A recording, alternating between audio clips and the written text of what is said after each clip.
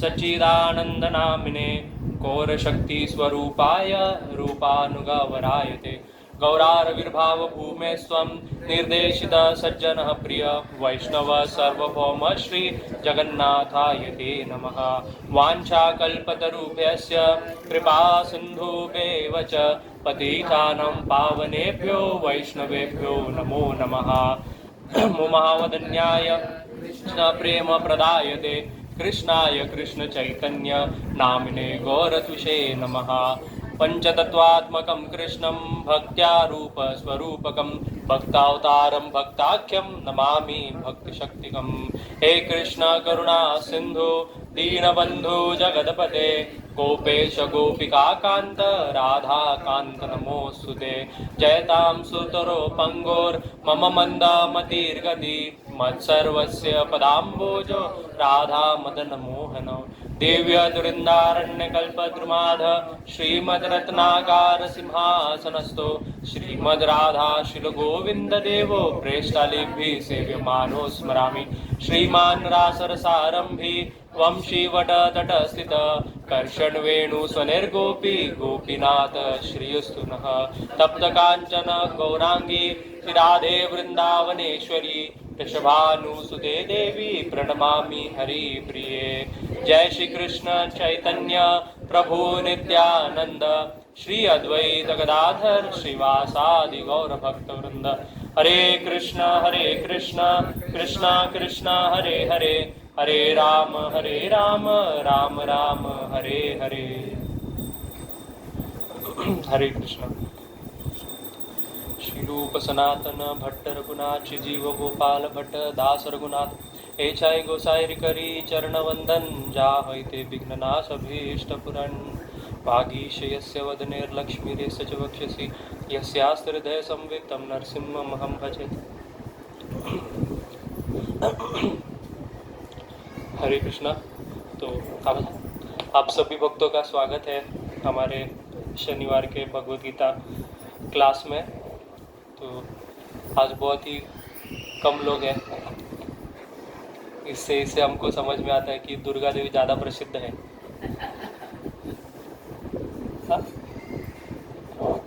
शास्त्रों में एक ये आता है, वचन आता है जिसमें कहा गया है कि शतम विहाय भोक्तव्यम, 100 काम छोड़ के हमको खाना खाना चाहिए, और सहस्रम स्नानम आचरेत, और 1000 काम छोड़ के पहला नहाना चाहिए, और कहते हैं लक्ष्य विहाय दातव्यम, और लाखों काम छोड़ के हमको क्या करना चाहिए, दान देना चाहिए, और सब, और क्या लास्ट में आता है सर्वम त्यक्त्वा हरिम भजन, और सब काम छोड़ के हमको हरि का भजन करना चाहिए। वास्तव में आज लोग हरि कथा छोड़ के बाकी सब कार्य में लिप्त है। लोगों को इंटरेस्ट नहीं हरि कथा में। लोगों को लगता है कि अरे कथा तो बाद में भी सुन सकते हैं, ये तो हर शनिवार होता है, और दुर्गा देवी तो साल में एक बार आती है नवरात्रि मनाने को, तो वो ज़्यादा ज़रूरी है। वो भी ज़रूरी है, ऐसा नहीं है, पर हरि से ज़्यादा ज़रूरी कोई नहीं है, बराबर। क्योंकि भागवतम कहता है कि धर्मस्वनुष्ठितम पुंसाम वर्णा धर्मस्वनुष्ठितम पुंसाम वासुदेव कथा रुचित ना उत्पादयत यदि रति श्रमेव ही केवलम। अगर आपने सच्ची में दुर्गा देवी का पूजा किया है, या कोई भी व्रत आदि तप आदि जो भी आपने किया है अच्छे से किया है, तो उसका फल क्या है भागवतम कहता है। तो कहता है धर्म स्वनुत्तिष्ठ पुंसाम, कि जिसने अपना धर्म का बहुत अच्छे से आचरण किया है, दुर्गा देवी का बहुत अच्छे से भक्ति किया है, पूजा किया है, उसका फल क्या मिलेगा, तो वासुदेव कथा रुचि, वो व्यक्ति को भगवान की कथा में रुचि मिलेगी। अगर आपको कथा में रुचि है तो आप समझना सच्चे में आपने जितने भी कर्म कांड किए सब सफल हुए हैं, और अगर इतना सब करके भी कथा में रुचि नहीं है तो समझ लो सब वेस्ट गया है, आपने सब कुछ वेस्ट किया है। तो ये भागवतम कहता है, ठीक है। तो किसको याद है हम लोग कहाँ तक पहुँचे थे?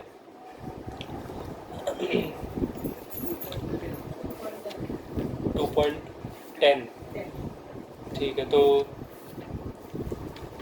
आज हम लोग, मैं सोच रहा था कि प्रभु जी हम लोग थोड़ा सा कार्तिक मास के ऊपर भी थोड़ा चर्चा करें, आधा घंटा। कार्तिक आ रहा है, हाँ। तो हमने देखा कि कैसे 6 को चालू हो जाएगा, वो पता चलेगा अभी नहीं, बता दो, ठीक है। आधा घंटा, फिर नेक्स्ट और चर्चा करेंगे।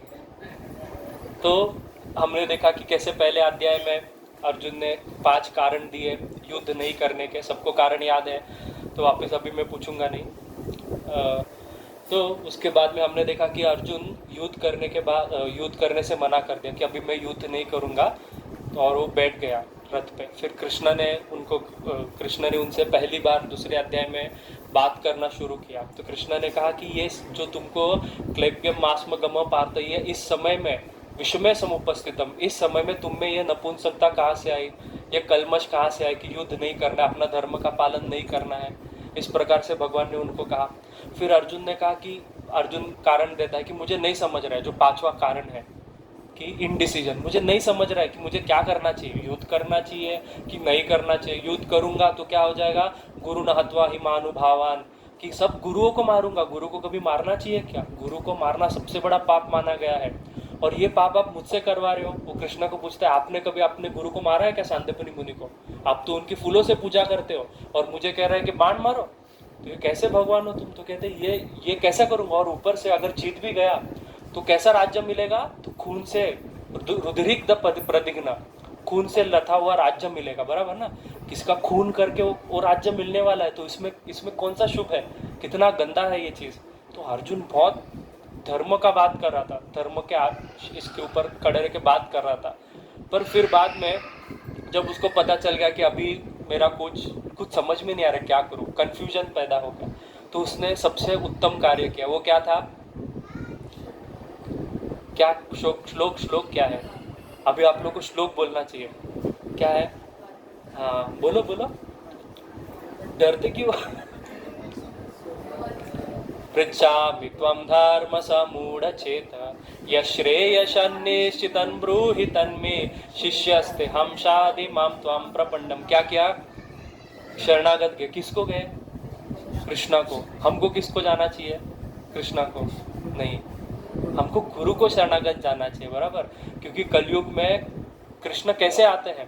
तो कृष्ण कलयुग में 2 प्रकार के अवतार रहते हैं, स्पेशली 2। ऐसे तो अनंत अवतार है, येण अवतारेण भगवान हरिश्वर, भगवान के अनंत अवतार है। जैसे समुद्र में लहरें आती जाती, वैसे कृष्ण अवतार लेते ही रहते हैं। पर स्पेशली कलयुग में 2 अवतार स्पेशली होते हैं। एक है नाम अवतार, भगवान का नाम रूप में आते। कली काले नाम रूपे कृष्ण अवतार है।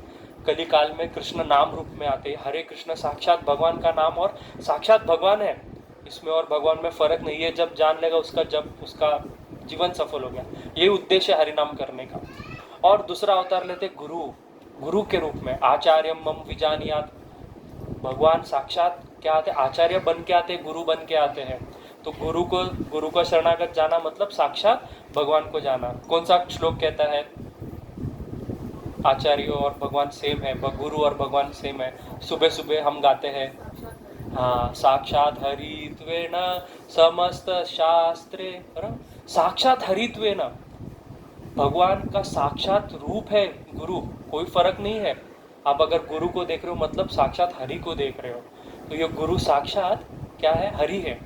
और आगे कहते हैं कि हमको गुरु को शरणागत क्यों जाना चाहिए? तो उपनिषद कहता है कि तत् विज्ञानार्थम गुरु मेवाबस गच्छेत, कि अगर आपको विज्ञान चाहिए, ज्ञान चाहिए, विज्ञान चाहिए, तो आपको गुरु का शरण लेना पड़ेगा।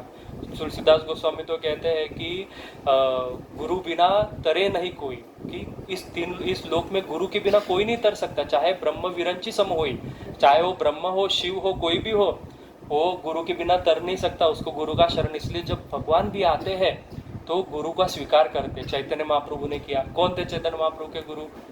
अभी आप सब आज भक्ति बैठे हो तो बहुत अच्छा है। ईश्वरपुरी पाद थे, बराबर। और भगवान के गुरु कौन थे? कृष्ण के गुरु कौन थे?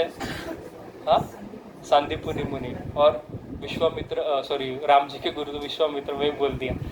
तो जब रामायण में बहुत सुंदर कथा आती है कि 60,000 वर्ष तक दशरथ महाराज को पुत्र नहीं थे, और उनको भगवान ने आशीर्वाद दिया था कि मैं आपके वंश में प्रकट हूँगा, आपके गर्भ से, मतलब आपके पुत्र करके मैं प्रकट हूँगा, आपका पुत्र करके मैं प्रकट हूँगा। पर 60,000 वर्ष तक राम जी प्रकट ही नहीं हुए। तो ये प्रश्न उठता है कि क्यों राम जी प्रकट नहीं हुए इतना साल? जैसे कृष्ण ने बोला था कि मैं प्रकट हूँगा, तुरंत प्रकट हो गए। पर राम जी 60,000 वर्ष तक वेट करते रहे दशरथ महाराज, और दशरथ महाराज भी वेट करते रहे भगवान कब प्रकट होंगे। तो आचार्य बहुत सुंदर टीका करते रामायण में, कहते हैं कि एक बार मुनि के मन में, मतलब रामचरितमानस में दोहा आता है, एक बार मुनि मन माही, कि एक बार दशरथ महाराज के मन में प्रश्न उठते कि अरे राम जी प्रकट क्यों नहीं हुए। तो तभी जाते हो विश्वामित्र के पास, और विश्वामित्र को कहते हैं कि अरे राम, मुझे पुत्र प्राप्ति कब होगी। तो पहले गुरु के पास जाते हो, और जब वो गुरु के पास जाते हैं तभी राम जी प्रकट होते हैं। तो गुरु के पास जाओगे तभी भगवान प्रकट होंगे। ये वेदांत सूत्र भी कहते हैं, आचार्यवान पुरुषो वेदः, कि जिसके पास आचार्य है, जिसके पास गुरु है, वही भगवान को जान सकता है। बराबर। आप सोचो प्रभुपाद जी नहीं होते, यदि प्रभुपाद ना हो तो तभी क्यों हो, तो प्रभुपाद नहीं होते तो आज हम ये सब चर्चा कर पाते थे। हम आज इतना बड़ा बड़ा चर्चा कर रहे हैं, ये किनका कृपा है। बराबर। आज प्रभुपाद जी, उनको क्या पड़ी है, यही तो साधु का लक्षण होता है कि नहीं मांगते हुए भी देना। बराबर। प्रभुपाद जी ने हम कहा, आज सोचो हम क्या कर रहे थे, हम भी कहीं पे गरबा नाच रहे रहते थे ना, डांडिया खेलते रहते थे। बराबर। और ये भगवान का, गुरु का असीम कृपा है। आज प्रभुपाद जी का कितना कृपा है कि उनका कृपा से, संतों का कृपा से आज हमको ये भागवत कथा सुनने का मौका मिल रहा है। और वास्तव में दुर्गा देवी का एक रहस्य है। दुर्गा देवी कहती अहो बतम महत कष्टम, कहती कि मुझे बहुत दुख होता है कि जब लोग हरि को छोड़ के मुझे भजते हैं। पद्म पुराण में वाक्य आता है अहो बतम महत कष्टम। तो दुर्गा देवी को तुम कष्ट दे रहे हो वास्तव में हरि की कथा छोड़ के, है ना। तो हरि की कथा कभी नहीं छोड़नी चाहिए, जहाँ पे मिले वहाँ पे हरि कथा सुननी चाहिए। ये हरि कथा तो शिव जी तो कहते हैं कि एक दिन भी अगर हरि कथा नहीं हुई तो उस दिन को मृत समझ लो, आपने आपका जीवन उस दिन मृत के समान, एक मुर्दे के समान बिता दिया, शिव जी कहते हैं। तो गुरु को पास जाना बहुत जरूरी है। अच्छा, गुरु, हम जैसे अभी गुरु एक साधारण शब्द हम देखते हैं कि गुरु का वास्तव में लोग, गुरु कौन है, पिछले बार हम लोग ने बहुत चर्चा की, कौन गुरु स्वीकारने चाहिए, ये हमने देखा, गुरु के लक्षण क्या होने चाहिए, ये सारा हमने चर्चा किया, तो उसमें नहीं जाएंगे। गुरु 4 प्रकार के बताए गए शास्त्र में। एक गुरु नहीं होता, एक प्रकार का गुरु नहीं होता, गुरु 4 प्रकार के होते हैं। आप बोलोगे प्रभु जी गुरु 4 प्रकार के, हाँ। तो सबसे पहला गुरु होता है पथ प्रदर्शक गुरु। पथ प्रदर्शक गुरु मतलब जिसने आपको भगवान के बारे में प्रथम बार बताया, है ना।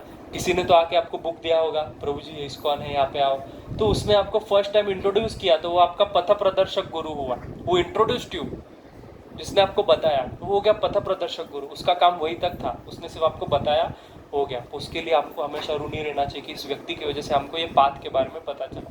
दूसरा होता है शिक्षा गुरु। शिक्षा गुरु वो होता है जो आपको भजन और कथा, भगवान के गुण, ये सब के बारे में चर्चा करवाता है, आपको भजन की शिक्षा देता है, आपको भजन कैसे करना है, भक्ति कैसा करना है, ये सिखाता है। और उसके बाद में होता है दीक्षा गुरु। दीक्षा गुरु वो होता है कि जब आपको भजन आदि शिक्षा, कृष्ण के बारे में आपको पता चल गया, विज्ञान के बारे में पता चल गया, फिर आपके मन में इच्छा उत्पन्न होती है कि हमको भगवान की दीक्षा लेनी, हरिनाम दीक्षा लेनी है। तो हम क्या करते हैं, फिर भगवान के शरण में जाते हैं, और भगवान जो गुरु होता है वो हमको दीक्षा देता है। अच्छा, दीक्षा का अर्थ क्या होता है, कौन बताएगा?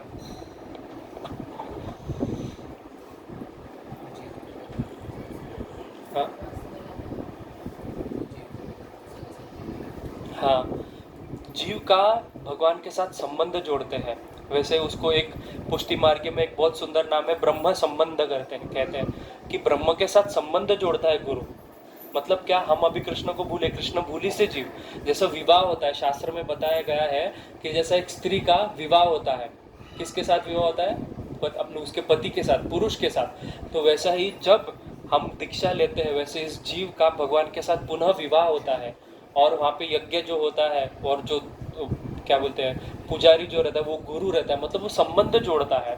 तो गुरु, ये तो एक साधारण अर्थ हुआ दीक्षा का। दीक्षा का वास्तविक अर्थ है कि दिव्यम ज्ञानम ये तो दद्यात कुर्यात पाप संशयम, कि वो आप गुरु क्या करता है, सिर्फ संबंध नहीं जोड़ता है, आपको दिव्य ज्ञान देगा, इसलिए दिव्य ज्ञान दी। और कुर्यात पाप संशयम, क्षमशयम का क्ष, तो दीक्षा। तो क्षमशय मतलब पूरा पाप आपका नाश कर देगा, आपने जितने भी अभी तक पाप किए सब नाश कर देगी। आप पूरी तरह से न्यूबॉर्न बेबी जैसा हो जाते हो, निर्मल, नया ये रहता है। इसलिए दीक्षा को पुनर्जन्म भी कहा जाता है। इसलिए हम कहते हैं द्विज। द्विज मतलब क्या? ट्वाइस बॉर्न, दूसरी बार उसका जन्म हुआ है। पहली बार जो जन्म होता है वो माता के गर्भ से होता है, दूसरा जन्म होता है जब दीक्षा लिया जाता है। ये दीक्षा लेना बहुत ही अनिवार्य है, बहुत ही कंपलसरी है दीक्षा लेना। तो जब व्यक्ति दीक्षा लेता है तो उसके सारे पाप नाश होते हैं, और बिना दीक्षा के, कहते हैं कि बिना दीक्षा के जो भी कार्य किया जाता है वो सारा निरर्थकम है। मंत्र जप जो भी करते हैं वो सारा निरर्थक है। इसलिए हमको प्रयास करना चाहिए वैष्णवी दीक्षा लेने का, जितना जितना जल्दी हो सके। और दीक्षा के समय हमको 5 चीज़ें दी जाती है। दीक्षा की विधि में हमको 5 चीज़ें दिए जाते हैं। इसको कहते हैं पंच संस्कार दीक्षा। तो ये 5 चीज़ें क्या है, कौन बता पाएगा? किसी को पता है? अच्छा, किस किसका दीक्षा हुआ है? पहला हाथ ऊपर करो। तीन प्रभु जी हमारे पास है, तो एक एक बताइए, क्या मिला आपको दीक्षा के समय में? अच्छा भोजन, ब्रह्मचारी ने प्रसाद सर्व किया था। हाँ, ताप, पहला मिलता है ताप। ताप क्या है?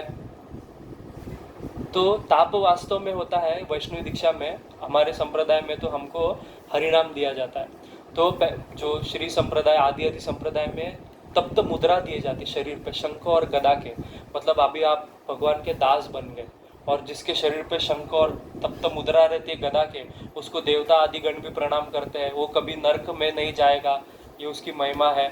यमदूत उसको कभी छू नहीं सकते, ये उसकी मुक्ति है। तो हमको कभी तप्त मुद्रा नहीं देते, क्योंकि हमारे आचार्य कहते इतना तपस्या करने का, हमारे आचार्य बहुत दयालु है, कहते तपस्या मत करो, आप क्या करो, आपको मुद्रा कैसे मिलेगी? नाम मुद्रा। इसलिए हमको नाम दिया था। पहला ताप है। फिर दूसरा चीज दिया जाता है, क्या है दूसरा चीज? क्या दिया आपको? हाँ, पुंड्र, ऊर्ध्व पुंड्र। पुंड्र मतलब क्या? तो ये जो हम लोग ने तिलक लगाया, ऊर्ध्व पुंड्र, जो ऊपर जाने वाला पुंड्र है, वो हमको दिया जाता है दीक्षा के समय। पहला ताप, फिर ऊर्ध्व पुंड्र, हमको तिलक दिया गया है। फिर उसके बाद वापस नाम। कौन सा नाम? हाँ, जैसे कि शाश्वत अक्रूरदास, पीतवर्ण गौरदास, बराबर। तो ये दास नाम दिया जाता है कि आज से आप भगवान के दास हो। यहाँ पे गुरु ने संबंध जोड़ दिया कि आप भगवान के दास हो। फिर उसके बाद मंत्र दिया जाता है। अच्छा, मंत्र 2 है। एक जो मंत्र हमारा साधारण है, हाँ, ये कंटी वंटी नहीं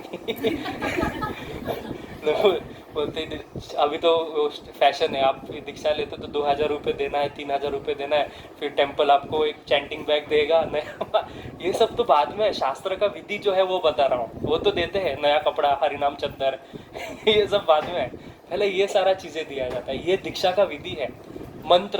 मंत्र 2 प्रकार के हैं। एक है जो भगवान नाम है, और दूसरा मंत्र जो होता है जो हमको गायत्री दीक्षा मिलता है, इसको एक्चुअली ब्राह्मण दीक्षा बोला जाता है। पर ये प्रभुपाद ने समझाने के लिए बोला, हमको इसको कभी ब्राह्मण दीक्षा नहीं बोलना चाहिए, क्योंकि इससे बहुत कंफ्यूजन पैदा होता है। शास्त्र में आप देखो, हरि भक्ति विलास खोल के देखो, कहीं पे ब्राह्मण दीक्षा नाम है ही नहीं। हमारे आचार्य ने कभी लिखा नहीं है ब्राह्मण दीक्षा करो, ये मंत्र दीक्षा बोला जाता है। पर कंफ्यूजन क्या हो गया, सब ब्राह्मण दीक्षा, क्योंकि प्रभुपाद किससे डील कर रहे थे? फॉरेनर से। अभी फॉरेनर को समझाने को उनका भाषा में समझाना पड़ेगा। पर अभी ये प्रथा चल गया, इसलिए बाकी संप्रदाय हमको गाली देते हो, तुम ब्राह्मण बना रहे हो। और हम किसी को ब्राह्मण नहीं बना रहे, हम सबको मंत्र दीक्षा दे रहे हैं। मंत्र दीक्षा लेने का सबका अधिकार है, पंचरात्र मंत्र दीक्षा लेने का। स्त्री, शूद्र, वैश्य जो भी हो, सबको अधिकार है। अच्छा, जो गायत्री होता है, जो हम ओम भूर्भुवः स्वः कहते हैं, वो लेने का अधिकार सिर्फ 3 वर्णों को होता है। वो कौन से है? ब्राह्मण, क्षत्रिय और वैश्य। जो हम कहते हैं ना, उपनयनम संस्कार होता है, 8 वर्ष से लेके 16 वर्ष तक का आयु में उपनयन संस्कार किया जाता है बच्चे का। बहुत जरूरी है, करना चाहिए। आज सारे ये संस्कार हम भूल गए। 16 संस्कार होते हैं, 16 संस्कार होते बच्चे के पैदा होने से, गर्भधारण संस्कार से अंत्येष्टि संस्कार, ये सारे संस्कार हमको पालन करने चाहिए। इसके लिए स्पेशली हमारे आचार्य श्री गोपाल भट्ट गोस्वामी पाद ने ग्रंथ लिखा है, षट क्रिया सार दीपिका और संस्कार नाम का, जिसमें पूरे 16 वैष्णव संस्कार के बारे में बताया जाता है। हर बच्चे का, आप सारे माता पिता हो, हर बच्चे को ये करना चाहिए, हर बच्चे का ये संस्कार करना चाहिए। 16 संस्कार, इसमें से ही उपनयन संस्कार अत्यंत आवश्यक है।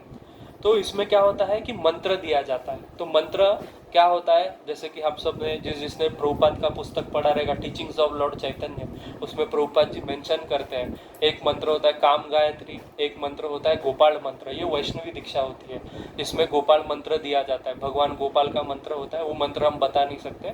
तो ये सारे मंत्र दिए जाते हैं, इसी को आज ब्राह्मण दीक्षा बोला जाता है। वास्तव में ब्राह्मण दीक्षा नाम का कोई दीक्षा नहीं होता है, इसको मंत्र दीक्षा बोलते हैं। और लास्ट कौन सा है? यज्ञ। अच्छा, यज्ञ दिया जाता है मतलब किधर यज्ञ दिया आपने को? यज्ञ नहीं दिया। यज्ञ गुण देते हैं क्या गुरु? ये लो यज्ञ गुण। नहीं, यज्ञ मतलब होता है भगवान का पूजा। आपको भगवान डीटी देते हैं और गुरु डीटी देते हैं। डीटी देते हैं मतलब आप बोलोगे मुझे तो नहीं दिया। दिया, प्रभु जी को रासबिहारी लाल दिए, प्रभु जी को गिरधारी दिए। तो जिस मंदिर से आप जुड़े वो आपके इष्ट विग्रह है, उनका सेवा करने के लिए आपको गुरु ने आपको दायित्व दिया है, तो आप उनकी सेवा में संलग्न हो गए। तो ये 5 चीजें दी जाती है, इसको कहते हैं पंच संस्कार दीक्षा। क्या है 5 चीजें याद है? तो ये है दीक्षा का विधि। ठीक है, तो ये होता है दीक्षा गुरु। पहला गुरु कौन है? पथ प्रदर्शक गुरु। दूसरा गुरु कौन है? शिक्षा गुरु।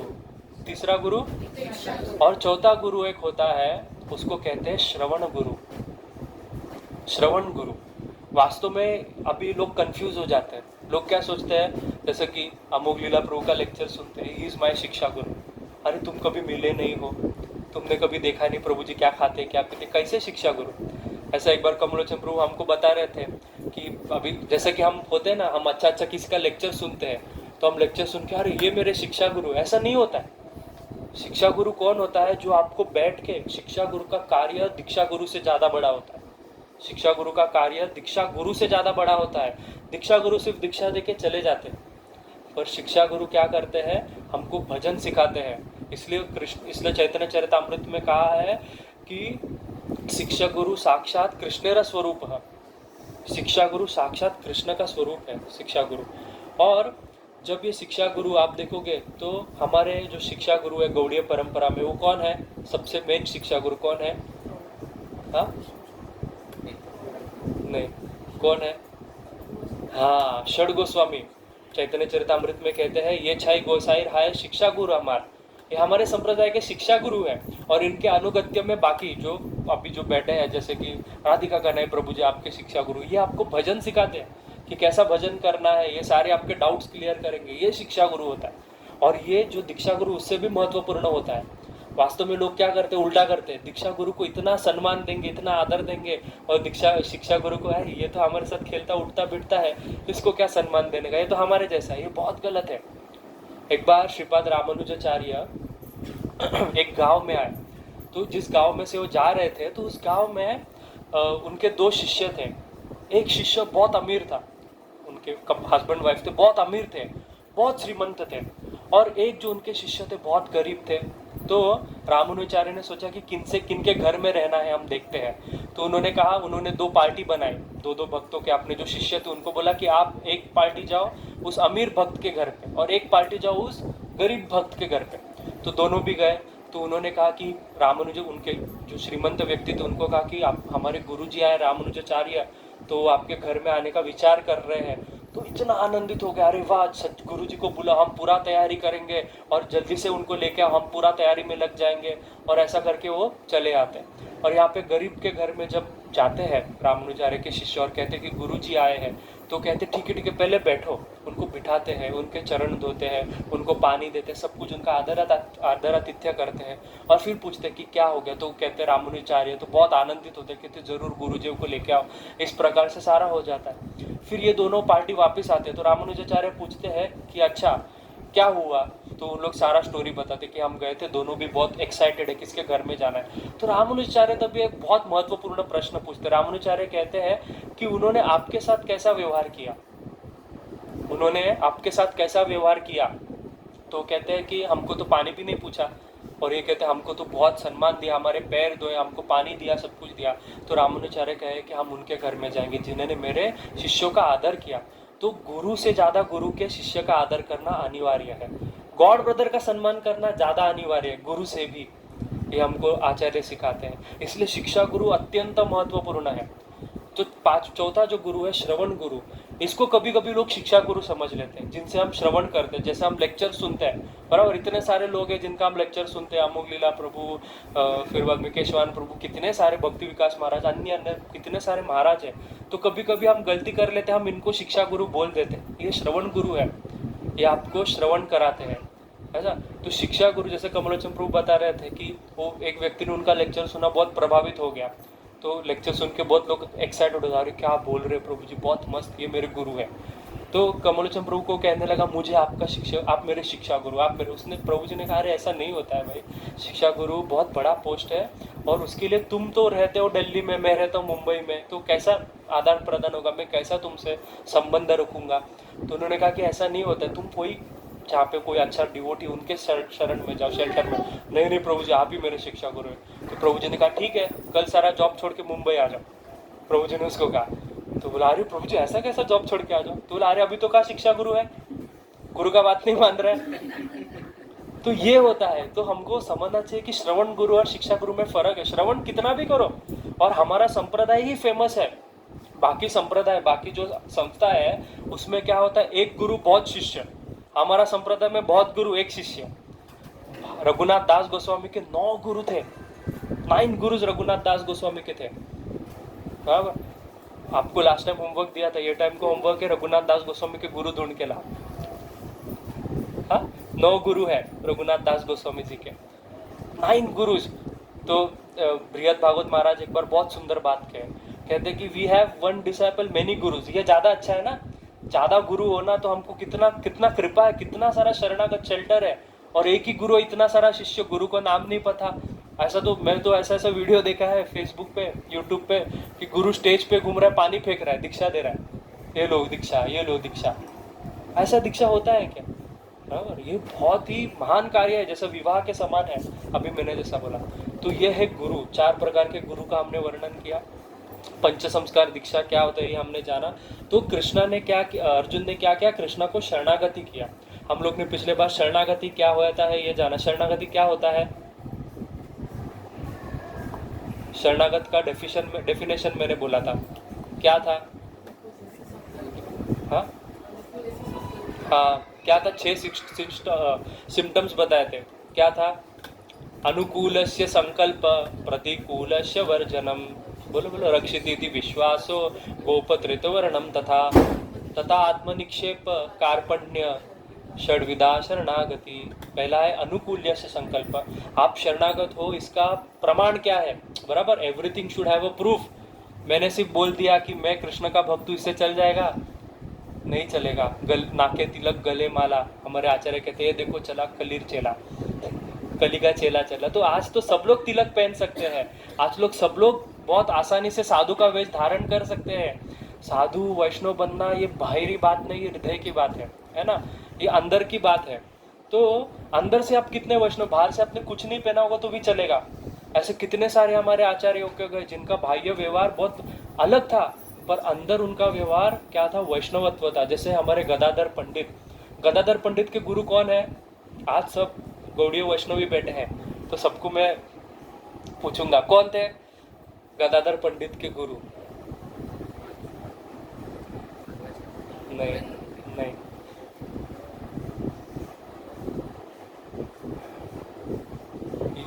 किती वेळ क्लास ऐकलाय? पुंडरीक विद्यानिधि, याद है? पास्ट टाइम आपको याद आएगा, जब गदाधर पंडित पुरी में थे, तो गदाधर पंडित कहते हैं कि उनको मुकुंद दास कहते हैं कि मैं आज आपको एक परम वैष्णव से मिलाऊंगा। तो गदाधर पंडित बहुत आनंदित हो जाते हैं। फिर मुकुंद दास उनको पुंडरीक विद्यानिधि के पास लेके जाते हैं। तो ये जो पुंडरीक विद्यानिधि थे, ये बहुत अमीर थे, और इनका बाह्य वेश कैसा था? तिलक नहीं, धोती कुर्ता नहीं, मखमल का, उनका सिल्क का उनका पूरा गाउन था, और मुंह में पान, यार फर्स्ट टाइम याद है, आलीशान महल में बैठे थे, और हर जगह से सुगंध, चंदन जल रहा है, कहाँ पे अगरू जल रहा है, पूरा बोलते हैं ना वो जैसा सरदार, बहुत बड़े बड़े लोग रहते हैं वैसा पूरा शामियाना है, सामने नौकर चाकर, बहुत सारे दास दासियाँ। तो ये देख के गदाधर पंडित बोले कि ये वैष्णव होता है क्या? तो तभी मुकुंद दास कहने लगे, समझे कि इनके मन में प्रश्न, डाउट उत्पन्न हुआ है, बराबर, इनके मन में डाउट उत्पन्न हुआ है। तो मुकुंद दास कहते हैं सिर्फ जोर से कृष्ण ऐसा बोलते हैं। तो ये वाक्य सुन के पुंडरीक विद्यानिधि में अष्ट सात्विक भाव प्रकट हो जाते हैं। वो सारा शामियाना तोड़ फोड़ देते, रोने लग जाते हैं, जमीन पे लोटपोट हो जाते हैं। तो ये देख के उनको समझ में आता है ये तो महान वैष्णव है, सिर्फ कृष्ण नाम सुन के जिनमें अष्ट सात्विक विकार पैदा हो गया। तो तभी उनको समझ में आता है गदाधर पंडित को मैंने क्या क्या गलती किया, तो उनसे क्षमा याचना करते। तो तभी कहते हैं मुकुंद दास कि तुमको इनसे क्षमा याचना करने के लिए इनसे दीक्षा लेनी पड़ेगी, इनको गुरु मानना पड़ेगा। तो तब उनका गुरु दीक्षा होता है। पुंडरीक विद्यानिधि गदाधर पंडित के गुरु है। तो वैष्णव बाह्य वैसे नहीं होता है, अंतर्वेश से होता है। अनुकूल्यस्य संकल्प, हमको कृष्णा के लिए जो अनुकूल चीज है हमारे भक्ति के लिए उसका संकल्प लेना चाहिए। जो प्रतिकूलस्य वर्जनम, जो हमारे भक्ति के लिए ठीक नहीं हो सबका वर्जन करना चाहिए। हम कर रहे हैं, जैसा टीवी देखना हमारे भक्ति में क्या वर्धन करेगा, क्रिकेट मैच खेल देखना, डांडिया खेलना क्या वर्धन करेगा, तो हम अभी त्याग रहे, प्रयास कर रहे हैं। प्रतिकूलस्य वर्जनम रक्षित इति विश्वास, पूर्ण विश्वास होना चाहिए कि भगवान हमारा रक्षा करेंगे।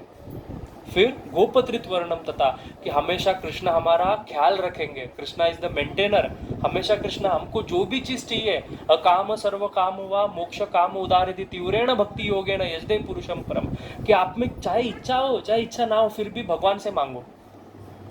ये भक्त का लक्षण है। श्री वैष्णव संप्रदाय एक चीज के लिए बहुत फेमस है, शरणागति के लिए। शरणागति के लिए हमारे संप्रदाय में आप पूछो सबसे बड़ा चीज क्या है, तो हम क्या कहेंगे, bhakti. Bhakti is the top most means to attend Krishna. हमने कहा था ना, संबंध है अभ्युदय प्रयोजन। भगवान को कैसे प्राप्त करेंगे, भक्ति से। उनका कहना है कि भक्ति भी नहीं करो, सिर्फ शरणागति करो। क्योंकि राम जी कहते हैं कि साकृदेव प्रपन्नया स्तवास्मिति स याचेत अभयम सर्वभूतेभ्यो तदामि एतात् व्रतम मम, कि मेरा व्रत है कि एक बार किसी ने आके कह दिया ना कि मैं आपका हूँ तो मैं उसको कभी छोड़ता नहीं हूँ। ये मेरा व्रत है, एतात् व्रतम मम, ये भगवान का व्रत है। बराबर। तो व्रत और उपास, जैसा हम कहते हैं ना, व्रत क्या होता है, व्रत और उपास में फर्क होता है। व्रत मतलब जो आपने लाइफ टाइम के लिए ले लिया, जैसा एकादशी व्रत है, उपास नहीं है, इसलिए हम कहते हैं एकादशी व्रत, द्वादशी व्रत, ये लाइफ टाइम के लिए हमने ग्रहण कर लिया। वैसे भगवान का ये व्रत है कि एतात् व्रतम मम, कि मैं कभी भी क्या करूंगा, मेरे भक्तों को छोड़ूंगा नहीं। एक बार बस कहते, बाद में उसने कुछ भी नहीं किया, भले भक्ति भी नहीं किया तो भी। आजामिल ने क्या किया था, पूरा जीवन वैश्यगामी होके बिता दिया। इतना सारे उसने, ऐसा कौन सा पाप नहीं था लिस्ट में, जगाई मदाई आजामिल पूरा भरा हुआ है एग्जाम्पल्स।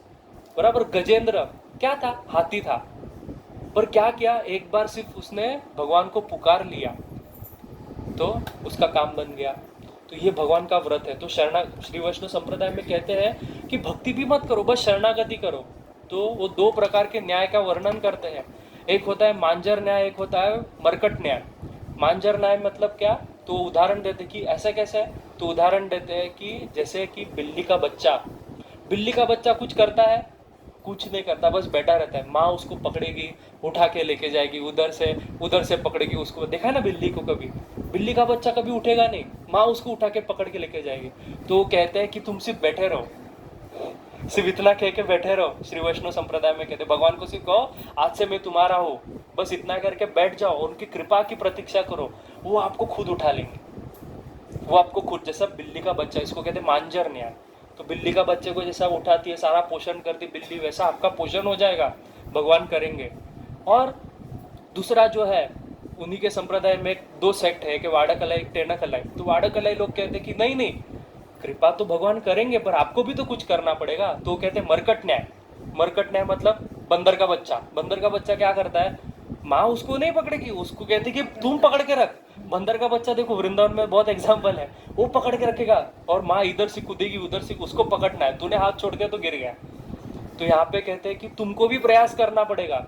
तो चैतन्य महाप्रभु ने बहुत झगड़ा है इस चीज के बीच में कि क्या बराबर है, कि हमको ऐसा ही बैठना है कि नहीं बैठना है।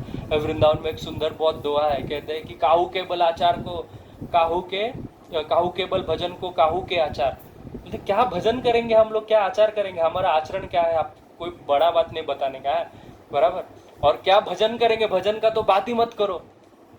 जैसा हाथ हम लोग, एक महाराज ने बहुत सुंदर कहा, मेरे को याद नहीं किसने, उन्होंने कहा कि हम सोचते हैं कि कब हम हाथ निकालेंगे बैग से, और प्रभुपाद सोचते थे कि कब मैं हाथ डालूंगा बैग में, चैंटिंग बैग में, बराबर। हम वेट करते कि कब ये खत्म हो, और एक बार मेरा वो 16 माला का बैग उधर लटका दूं, बस हो गया खत्म काम, अभी मैं फ्री, मेरा कोटा पूरा हो गया है ना। तो ये हमारा भजन का हाल है, काहू के बल भजन को काहू के आचार। कहते व्यास भरोसे कुरु के सोवत पैर पसार। कहते हैं कि मैं तो राधा रानी के भरोसे हूँ, बराबर, मैं पैर पसार के सोया हूँ, राधा रानी उद्धार करेंगी। ये है मांजर न्याय। और बिल्ली का बच्चा ख्याल रखे, माँ ख्याल रखती है। मरकट न्याय में आपको भी पकड़ के रखना पड़ेगा, भगवान का भजन करना पड़ेगा, आपको त्याग करना पड़ेगा, संकल्प करना पड़ेगा, बहुत सारा तप आदि व्रत करना पड़ेगा, तो कभी फिर आपको भगवान दया करके आपको कृपा करेंगे। तो महाप्रभु ने कहा कि ये दोनों चीज बराबर है, दोनों भी गलत नहीं है, कृपा का भी जरूरत है और क्या एंडीवर का भी आवश्यकता है, बराबर, प्रयास का भी आवश्यकता है। सिर्फ कृपा के बल पे बैठ के नहीं चलेगा, बराबर, नहीं तो क्या मैं भजन नहीं करूंगा बस बैठा हूँ, व्यास भरोसे कुरी के सोवत पैर में सोया हूँ, 10 बजे तक मैं सोया हूँ और कहेगा मुझे कृष्णा चाहिए, कैसा चलेगा। और तो महाप्रभु कहते ये भी नहीं चलेगा, बैठो भगवान के भरोसे बैठो, ये जरूरी है, पर कुछ तो करो।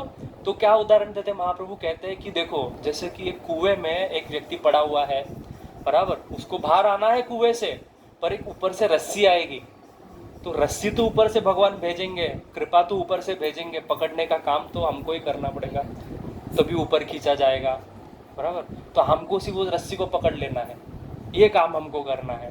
तो इसलिए जो अभी कार्तिक मास जो शुरू हो जाएगा एकादशी से, तो इसमें इसी का महत्व है। जहाँ हम लोग अगर समय मिला या फिर कभी चांस टाइम हुआ तो हम चर्चा करेंगे दामोदर अष्टकम पे। श्री सनातन गोस्वामी ने बहुत सुंदर टीका लिखा, उसमें यही चीज का वर्णन करते हैं कि जब यशोदा मैया ने दामोदर जी को बांधा था पेट से, तो क्या होता था, 2 उंगली रस्सी कम पड़ता था, आपने कथा सुना था, बराबर।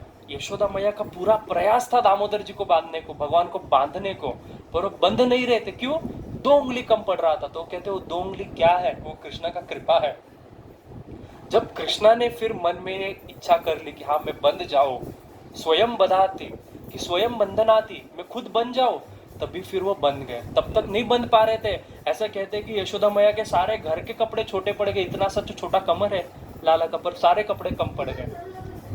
तो क्या, वो कृपा और यशोदा मैया का प्रयास, इतना प्रयास कि मुझे आज कृष्ण को बांधना ही है। हमको भी मन में ये प्रयास करने के आज हमको कृष्ण को हमारे हृदय में बांध के रखना ही है, तो भगवान कृपा करेंगे। इसलिए रूप गोस्वामी कहते हैं कि भक्ति में बहुत बड़ा बड़ा चीज नहीं करना है, छोटा चीज करना है। क्या, सिर्फ इच्छा रखना है, लौल्यम अपि एकलम मूल्यम। भक्ति के लिए सिर्फ एक ही चीज चाहिए, लोभ, कि मुझे कृष्ण चाहिए, बराबर। एक आचार्य पिछले बार कथा सुन रहा था, बहुत सुंदर बात कहते हैं। सब लोग बैठे थे कथा में, तो आचार्य कहते हैं कि मैंने सबसे पूछा कि कृष्ण कितने लोगों को अभी भगवत धाम जाना है, सबने हाथ ऊपर किया, मुझे जाना है, अभी भगवत धाम जाना है, तो सबने हाथ ऊपर किया कि हाँ मुझे जाना है, मुझे जाना है। तो फिर उसने पूछा सच सच बताओ किसने लोगों को अभी भगवत धाम जाना है, एक एक व्यक्ति हाथ नीचे करने लगा। वास्तव में हमको भगवत धाम जाना नहीं है, ये तो हम थोड़ा सा भक्तों के संग में आ जाते हैं तो थोड़ा सा सात्विक भाव उत्पन्न हो जाता है, अरे आज से भजन करना है, कितना अच्छा क्लास सुना है, कितना बातें हमको समझ में आए, तो हमको आज जाना है। पर दूसरे संडे को जब हम देखते हैं, अरे वाह आज तो क्रिकेट का मैच है, आज तो मित्रों के साथ मिलना है, तो ये कितना मजेदार है, क्यों जाना है भगवत धाम, बाद में जाएंगे। तो हमको जाना नहीं है। किसी ने पूछा प्रभुपाद से कि प्रभुपाद की कब कृष्णा कृपा करेंगे, तो प्रभुपाद ने कहा कृष्ण तो हमेशा कृपा कर रहे हैं, तुमको कृपा चाहिए कि नहीं वो देखना है। ऐसा कौन सा समय जब कृष्णा का कृपा नहीं है। हमको खुद को भगवत धाम जाना नहीं है, हम कितना आसानी से कहते हैं हमको कृष्णा से प्रेम है।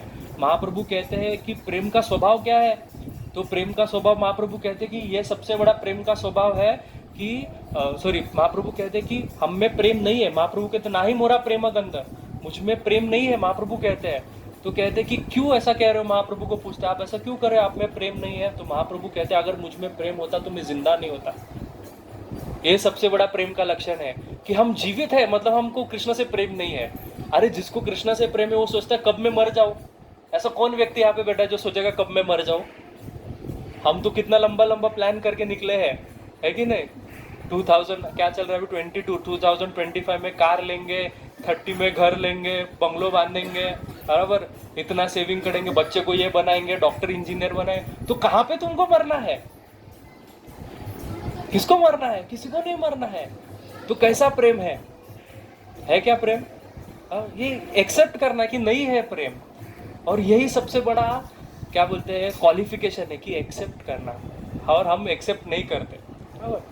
तो कृष्ण ने अर्जुन ने शरणागति की, और फिर बाद में हमने देखा जब शरणागति की तो तभी पहली बार अर्जुन ने अपनी शरणागति पुष्ट की कि दिखाया कि मैं सच्ची में आपके शरण आया हूँ। तो अगले श्लोक में क्या कहा, ना ही प्रपश्यामि माम अनुपाद्यात्। बराबर, कृष्ण अर्जुन ने कहा कि नहीं, ऐसा मत समझो कृष्णा कि मैं आपको छोड़ के अभी चला जाऊंगा, मेरा शरणागति एकदम पक्का है, आपके अलावा और कोई भी मुझे यहाँ से तार नहीं सकता। ये कंफर्मेशन होना चाहिए शरणागति का कि ओनली एंड ओनली यू, आपके अलावा कोई मुझे रक्षा नहीं कर सकता, कोई मुझे बचा नहीं सकता। इस प्रकार का शरणागति होना चाहिए, अर्जुन दिखाते हैं।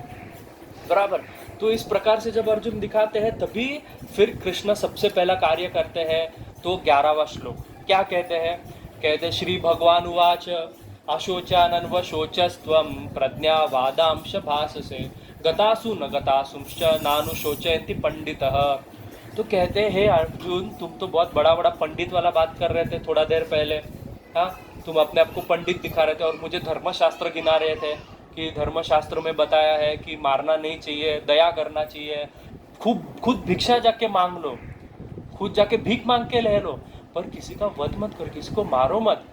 इस प्रकार से तुमने मुझे धर्मशास्त्र सुना है, तो आप सुनो, मैं तुमको धर्मशास्त्र से ऊपर, कौन सा शास्त्र है मैंने बताया था पहला क्लास में, नहीं उससे, हाँ, ज्ञान शास्त्र। बराबर, सबसे पहला अर्थशास्त्र आता है। अर्थशास्त्र में बताया कि कैसे नीति करना चाहिए, क्या करना चाहिए, क्या नहीं करना चाहिए। उसके ऊपर आता है धर्मशास्त्र, जिसमें धर्म का बात किया जाता है, जो अर्जुन कर रहा था कि मेरे कुल का नाश हो जाएगा, बराबर, स्त्रियों का नाश हो जाएगा, ये सारा धर्मशास्त्र की बात है। उसके ऊपर अभी अर्जुन को अभी 2.11 से सबसे पहला जो अर्जुन का कारण था युद्ध नहीं करने का, क्या कारण था? युद्ध नहीं करना है, कंपैशन। पहला कारण था दया, याद है ना, 5 कारण, सबसे पहला था दया। तो इस कारण का खंडन अभी कृष्ण कर रहे हैं 2.11 से लेके 30 तक। इस श्लोक में कृष्ण अभी अर्जुन के कारण का खंडन करेंगे ज्ञान शास्त्र के बल पे। तो अभी कृष्ण कह रहे हैं कि अशोचान अन्व शोचस्तम, अगर तुम पंडित हो तो तुमको उस चीज के लिए नहीं रोना चाहिए। कौन सी चीज के लिए? जो अशोचान अन्व शोचस्तम, जिस चीज के लिए रोना नहीं चाहिए, वो क्या चीज है? गतासुन अगतासुम। दो चीज है, गतासुम और अगतासुम। गतासुम मतलब क्या? तो पंडित लोग वो चीज के लिए नहीं रोते जिसमें प्राण नहीं है ना। समझो आपका मोबाइल टूट गया, आप रोगे, दुख होगा, मेरा मोबाइल टूट गया, पर रोगे नहीं कि पूरा 10 दिन अरे सूतक पाल रहे मेरा मोबाइल टूट गया। करते हैं क्या? नहीं। क्या करोगे? नया फोन ले लेंगे, रिपेयर कर लेंगे, है ना। हाँ, तो हम रोएंगे नहीं, क्यों? क्योंकि हमको पता है ये वस्तु है। तो उसी प्रकार से कहते हैं कि पंडित लोग वस्तुओं के लिए नहीं रोते हैं। अगतासुंश, जिस चीज में प्राण नहीं है उसके लिए पंडित लोग नहीं रोते हैं। और पंडित लोग क्यों नहीं रोते? क्योंकि उनको पता है कि इसमें प्राण नहीं, उनको तत्व ज्ञान है, इसलिए उनको पंडित कहते हैं। पंडित का अर्थ क्या होता है? One who knows the discrimination between things, जिसको चीजों के बीच में भेद पता है, जिसको चीजों के बीच में भेद पता है उसको कहते हैं पंडित, उसको कहते हैं पंडित। अच्छा, पंडित को होता है ज्ञान। तो पिछली बार मैंने बताया था पहला क्लास में कि स्टार्टिंग का क्लास में ज्ञान क्या होता है, व्हाट इज नॉलेज? कौन बताएगा? मैंने बताया था 3 चीज, to know about 3 things is knowledge. क्या है वो 3 चीजें? हाँ, व्हाट इज मैटर, पहला जड़ क्या है, आत्मा क्या है, और ईश्वर। ये 3 चीज को जानना ही नॉलेज है, रामानुजाचार्य कहते हैं। टू नो दिस 3 थिंग्स, ये 3 चीजों को जानना, आत्मा, जड़ और ईश्वर, ये 3 चीज को जानना ही ज्ञान है। तो वही पंडित है जिसको ये 3 चीज के बारे में पता है। अच्छा, पता होना मतलब क्या? इन चीज में भेद होना पता है, इन चीज में भेद होना पता है, बराबर। जैसे कि अभी का साइंटिस्ट लोग का सिद्धांत है। अभी का साइंटिस्ट लोग क्या कहते हैं? ये सृष्टि उत्पन्न हुआ मैटर से, एक बड़ा सा बैंग हुआ, बराबर, बिग बैंग थ्योरी जिसको बोलते हैं। एक बहुत बड़ा स्पोर्ट हुआ, उस स्पोर्ट से क्या हुआ? लाइफ निकल के आया और ये सृष्टि निर्माण हो गया। ये सिखा रहा है साइंस। तो इसलिए वो कहता है कि आप भी मैटर हो, मतलब आप भी ये 5 अर्थ वाटर फायर से बना हुआ मैटर हो, जड़ हो, बराबर। एक बार आप मर गए, खत्म हो गया, आगे का लाइफ भी फ्री इनकारनेशन ऐसा कुछ नहीं होता है। ऐसा बकवास है, आत्मावात्मा नहीं होता है। ये साइंस सिखाता है ना, साइंटिस्ट क्या सिखाता है? आत्मा नहीं होता है। हाँ, आप सब जड़ हो, एक बार मर गए, उसके बाद किसी ने देखा है कि अगले जन्म कौन स्वर्ग जाता है, नर्क जाता है? यही सिखा रहे साइंटिस्ट। तो ये है जड़, इनको भेद नहीं पता कि आत्मा मैटर और ईश्वर में, इन चीज में भेद नहीं पता उनको। जो पंडित होता है उसको इस चीज में भेद होता है, इसलिए कृष्ण कह रहे अरे तुम पंडित का बात कर रहे हो, पंडित जैसा बात कर रहे हो, पंडित तो अगतासुम, जिसमें प्राण ने उसके लिए रोते भी नहीं, पर जिसमें प्राण है उसके लिए भी नहीं रोते हैं। गतासुम गताशुम च नानु शोचयन्ति पंडित, जिसमें प्राण होते उसके लिए भी नहीं रोते हैं। बराबर, पंडित तो इस सारे चीज के ऊपर रहते हैं। तो आगे का श्लोक कहते हैं नात्विवाहम जातु नाश्वम नात्वम नेमे जनाधिपः न चैव न भविष्यामा सर्वे वयम अतः परहम। ये बहुत महत्वपूर्ण श्लोक है, प्रभुपाद का फेवरेट श्लोक है। क्यों? प्रभुपाद का फेवरेट टॉपिक इसमें डिस्कस किया है। क्या है प्रभुपाद का फेवरेट टॉपिक? हाँ मायावाद, है ना। आप प्रभुपाद का जितना भी पुस्तक पढ़ लो, सब में मायावाद मायावाद सुना है कि नहीं? मायावाद मायावाद। अब प्रभुपाद का प्रणाम मंत्र में आता है, क्या आता है? निर्विशेष शून्यवादी पाश्चात्य देश तारणे। तो निर्विशेषवादी मतलब मायावाद को बोलते हैं। अच्छा, ये मायावाद क्या है? आप सुना है? सब लोग ने मायावाद नाम सुना है? मायावाद सुना है? किसने नहीं सुना है? हाथ शर्मा मत, हाथ ऊपर करो, कोई बात नहीं, हम सीखने ही आए हैं ना। एक माता जी, सबको पता है, तो सबको मायावाद सिद्धांत एकदम स्पेशलिस्ट बैठे यहाँ पे, अच्छा बात है। तो भगवान कहते हैं नात्विवाहम जातु नाशम, हे अर्जुन ऐसा एक भी समय नहीं था जब तुम नहीं थे, मैं नहीं था और ये सारे राजा नहीं थे। There was not even a single moment. क्योंकि अर्जुन क्या कह रहा था कि मैं युद्ध नहीं करूंगा। क्यों? क्योंकि मुझे दया है, मुझ में दया है। क्या दया है? कि मैं भीष्म पितामह को कैसे मारूं।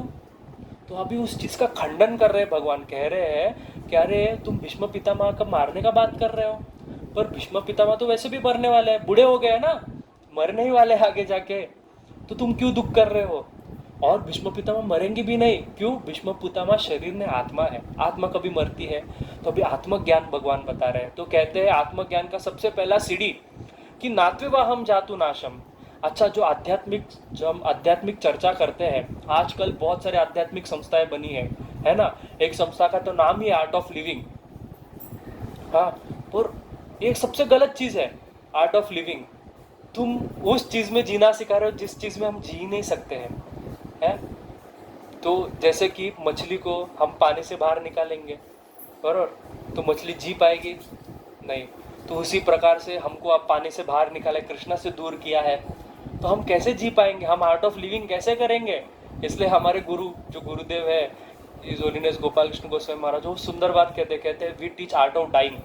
हम आपको मरना सिखाते हैं, हम आपको मरना सिखाते हैं। और ये सबसे बड़ा बात है। एक नारायण दास करके वृंदावन के भक्त, उन्होंने बहुत सुंदर चीज कहा उनके दोहे में, वो दोहा याद नहीं है, उसका अर्थ ये है, वो कहते हैं कि दो चीज पे हमेशा लक्ष्य रखना चाहिए जीवन में। एक चीज है नारायण के चरण और दूसरा चीज है मौत, डेथ के ऊपर।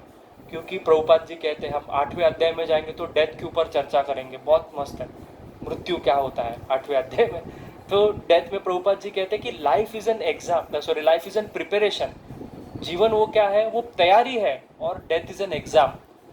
मृत्यु के समय आपने क्या किया है पूरा जीवन में, उसका सारा हिसाब, जैसा कि ऑडिट होता है ना, वैसा ऑडिट हो जाएगा। आपने लास्ट में क्या किया है, सारा चीज सामने आ जाता है। जो अभी आप कर रहे हो मृत्यु के समय आपके सामने आता है, और ये फैक्ट है। आप गूगल पे जाके थोड़ा सा रिसर्च करोगे, आपको ये चीज पता चलेगा कि मृत्यु के समय ये सारे चीज दिखती है, अपने पूरे जीवन में क्या किया। और तब हम रोते हैं कि अरे मैंने पूरा जीवन व्यर्थ बिता दिया। हाँ, पिछले बार का होमवर्क याद है ना, क्या था ना, उसके पहले वाला देखो, वो तो सबसे जरूरी होमवर्क था। हाँ, हमने पूरा दिन में क्या क्या सोचा था, वो लिस्ट बनाया कि नहीं बनाया। देखो, ये भगवत गीता सीखने का तरीका नहीं है। क्योंकि भगवत गीता सीखने के बाद अर्जुन ने क्या किया था, कहा करिष्य वचनम तव, और हम क्या करते हैं, अकरिष्य वचनम तव। तो भगवत गीता आप सीखते हो तो घर जाके एक छोटा सा होमवर्क है ना, कि पूरा दिन में क्या सोचा। क्यों? ये सारा एक्सरसाइज करना जरूरी है। जाओ घर पे और आज बैठो और सच्ची में लिस्ट बनाओ कि पूरा दिन में मैंने क्या क्या सोचा, और आपको पता चलेगा हम कितना कृष्ण के व्यर्थ चीजें सोचते हैं। और यही चीज हम हमारे जीवन में भय, दुख, ये सारा चीज लाती है। क्योंकि भयम द्वितीयम अविनिवेशित स्यात् तस्या विपर्याय स्मृति ही। कि जब हम भगवान को भूल जाते हैं तो हमारे जीवन में भय आदि दुख आते हैं। कृष्ण भूली से जीव अनादिर बहिर्मुखे, तट निकटस्थ माया तारा झपटिया धरे। कृष्ण भूली जीव भोग वांछा करी, तटय तारा दे माया माया तारे दी संसार दुख है। बराबर, कि कृष्ण को भूलने से ही ये सारा दुख है, और कोई बड़ा चीज नहीं है, बड़ा फिलोसॉफी नहीं है। आप कृष्ण को स्मरण करना भूलना बंद कर दो, सारा चीज ठीक हो जाएगा। इसलिए शास्त्रों में बहुत सुंदर वचन आता है। भक्ति शास्त्री स्टूडेंट क्या है, सारा चीज का सार रूप गोस्वामी बताते हैं। क्या है? हाँ, वो प्रभु जी भक्ति शास्त्री नहीं करे, प्रभु जी को पता है, और आप भक्ति शास्त्री करे आपको नहीं पता है।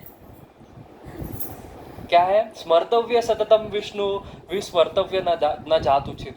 सारा जीवन का कार्य आपको सिर्फ यही करना है। जन्म लाभ पर पुंसाम अंते नारायण स्मृति ही, कि व्यक्ति का जीवन सफल इसी में माना जाता है कि अंत में नारायण का स्मृति हो जाए। At the last you can remember Krishna, तो आपका जीवन सफल है। अंते नारायण स्मृति, ये जीवन का लक्ष्य होना चाहिए। इसलिए अभी से प्रिपेयर करो कि जब हमारा प्रिपरेशन है, और जब मौत डेथ नाम का एग्जाम आएगा, मृत्यु नाम का जब एग्जाम आएगा, तब आपको उत्तीर्ण होना है, पास होना है। तो इसलिए मृत्यु को ध्यान में रखोगे ना हमेशा, तो कोई भी गड़बड़ नहीं करोगे जीवन में। हम अभी ये चल के, जब यक्ष प्रश्न का प्रसंग आता है महाभारत में, यक्ष प्रसंग, पता नहीं, यक्ष प्रश्न, युधिष्ठिर महाराज जाते हैं, वो यक्ष प्रकट होता है, तो वो पूछता है कि सबसे आश्चर्य की बात क्या है। हाँ, क्या आश्चर्य की बात है? कि वो कहते हैं कि लोग जाते हैं अपने स्वजन को, अपने रिलेटिव्स को स्मशान में अग्नि लगा के आते हैं। सबसे आश्चर्य की बात ये है कि वो ये भूल जाते कि मुझे भी कल यही आना है, आज नहीं तो कल मुझे भी इस शमशान में जलना है, ये भूल जाते। यही सबसे आश्चर्य की बात है। हम इतना सारा तैयारी करके चल रहे हैं, बड़ा बड़ा बिल्डिंग बांध रहे हैं, कल जैसा यूक्रेन रशिया का वॉर हो गया, सब एक क्षण में खत्म हो गया है ना। जापान में सुनामी आ गया, एक क्षण में सब खत्म हो गया। क्या हम कौन सा तैयारी कर रहे हैं? मैं नहीं कर रहा कि मत करो, करो, पर मृत्यु को ध्यान में रख के करो। ज्यादा भी व्यक्ति को इस पैसा कमाने के चक्कर में नहीं फंसना चाहिए, क्योंकि उतना ही मिलेगा जितना भाग्य में है। उल्टा सहज रहोगे ना तो ज्यादा कृपा है। सहज रहना बहुत बहुत अच्छा है कि हाँ, भगवान का कृपा से यत्र इच्छा लाभ संतुष्ट हो, भगवान की इच्छा से जितना आता संतुष्ट है। प्रयास करते जाओगे, आप देखो लोग कितना प्रयास करते हैं, मैं स्टॉक मार्केट में जाऊंगा, अडानी बनूंगा, ये बनूंगा, वो बनूंगा, पर वो सब सफल नहीं हो पाते है ना, क्योंकि भाग्य में लिखा है वही व्यक्ति अंबानी बनता है। अंबानी पेट्रोल पंप पे काम करता था पहले, तो वो सुन के मैं पेट्रोल पंप पे काम करूंगा तो मैं अंबानी बनूंगा? नहीं ना, उसका भाग्य में था वो अंबानी बनेगा यार, उसने वैसे काम किए थे पुनर्जन्म में। आप भी करो, आप अगले जन्म में अंबानी बनोगे, मेरा गारंटी है ना। अब अभी अच्छे काम करो, आप अंबानी बनोगे, ठीक है। तो भगवान कहते नात्वे वहम जातु नाशम, एक क्षण भी ऐसा नहीं था कि जब तुम नहीं थे मैं नहीं था। तो ये भगवान ऐसा क्यों कह रहे हैं? तो वास्तव में लोगों का क्या कहना है कि आदमी मर जाता है, उसके बाद क्या होता है, कोई जीवन नहीं होता है। तो उस चीज का खंडन कर रहे हैं। ऐसा मत समझो, तुम जन्म से पहले भी थे, जब सृष्टि का निर्माण नहीं हुआ था तभी भी तुम थे, सृष्टि का निर्माण हुआ तब भी तुम थे, और जब ये सृष्टि का नाश हो जाएगा तब भी तुम रहोगे, हमेशा तुम रहोगे। क्योंकि एक सिद्धांत है, हम थोड़ा सा चर्चा करेंगे, फिर थोड़ा कार्तिक के बारे में चर्चा करेंगे। एक सिद्धांत है जिसको कहते हैं अद्वैतवाद। सबने सुना अद्वैतवाद? अभी नए शंकराचार्य का नियुक्ति हुआ, पता है कि नहीं? नहीं क्या? हाँ, जो कि वैष्णव नहीं है, अपने जातवाद से अलग है। नहीं वो सब नहीं, वो तो मैं बोल रहा हूँ कि शंकराचार्य का नियुक्ति हुआ, पता है ना। अभी एक शंकराचार्य का देह, जो स्वरूपानंद सरस्वती थे, उन्होंने अपना शरीर त्यागा। ये सब चीज का जानकारी रखना चाहिए। हम धर्म का बात करते हैं, हम तो इस्कॉन के भक्त हैं, हमको ये सब चीज पता होना चाहिए। पेपर पढ़ते हो ये भी चीज पढ़ो, है ना, ये ज्यादा पढ़ो। तो हमारे जो 4 शंकराचार्य हैं, पता ना आपको? एक सबसे पहले आद्य शंकराचार्य थे जिनका नाम था शंकर साक्षात, जो साक्षात शिव जी के अवतार थे। मैंने पहला क्लास में चर्चा किया था, आपको याद रहेगा। हाँ, पूरा भगवत गीता कैसे इतना महत्वपूर्ण बना, ये सब चीज मैंने चर्चा किया था। सबसे पहला टीका शंकराचार्य ने किया था भगवत गीता के ऊपर। हाँ, याद रहेगा थोड़ा थोड़ा, धुंधला। तो शंकराचार्य जो शिव जी खुद आए थे, क्यों आए थे? तो एक शास्त्र का प्रचार करने को, क्योंकि पूरा भारतवर्ष क्या बन गया था? बुद्धिस्ट बन गया था। आपको इतिहास पता है, इसलिए आज भी हम देखते हैं जगन्नाथपुरी जाओ, ये पंढरपुर जाओ, पंडरीनाथ भगवान का मंदिर में जाओ तो वहां पे बुद्ध का स्तूप मिलेगा। हाँ, बुद्धिस्ट आर्किटेक्चर मिलेगा। तो उसके वजह से बीच में न्यूज़ भी आया था कि ये जो बुद्धिस्ट लोग थे, ये जो जय भीम वाला सेना है, ये लोग वहाँ पे गए थे कि हमको ये पंढरपुर हमारा मंदिर है, क्योंकि वहाँ पे बुद्ध का स्तूप है। तो ऐसा जगन्नाथपुरी पे भी ये झगड़ा चल रहा है, क्योंकि जगन्नाथ में भी एक समय ऐसा था कि जगन्नाथ का बुद्ध करके पूजा किया जाता था। यही पुरी का इतिहास है।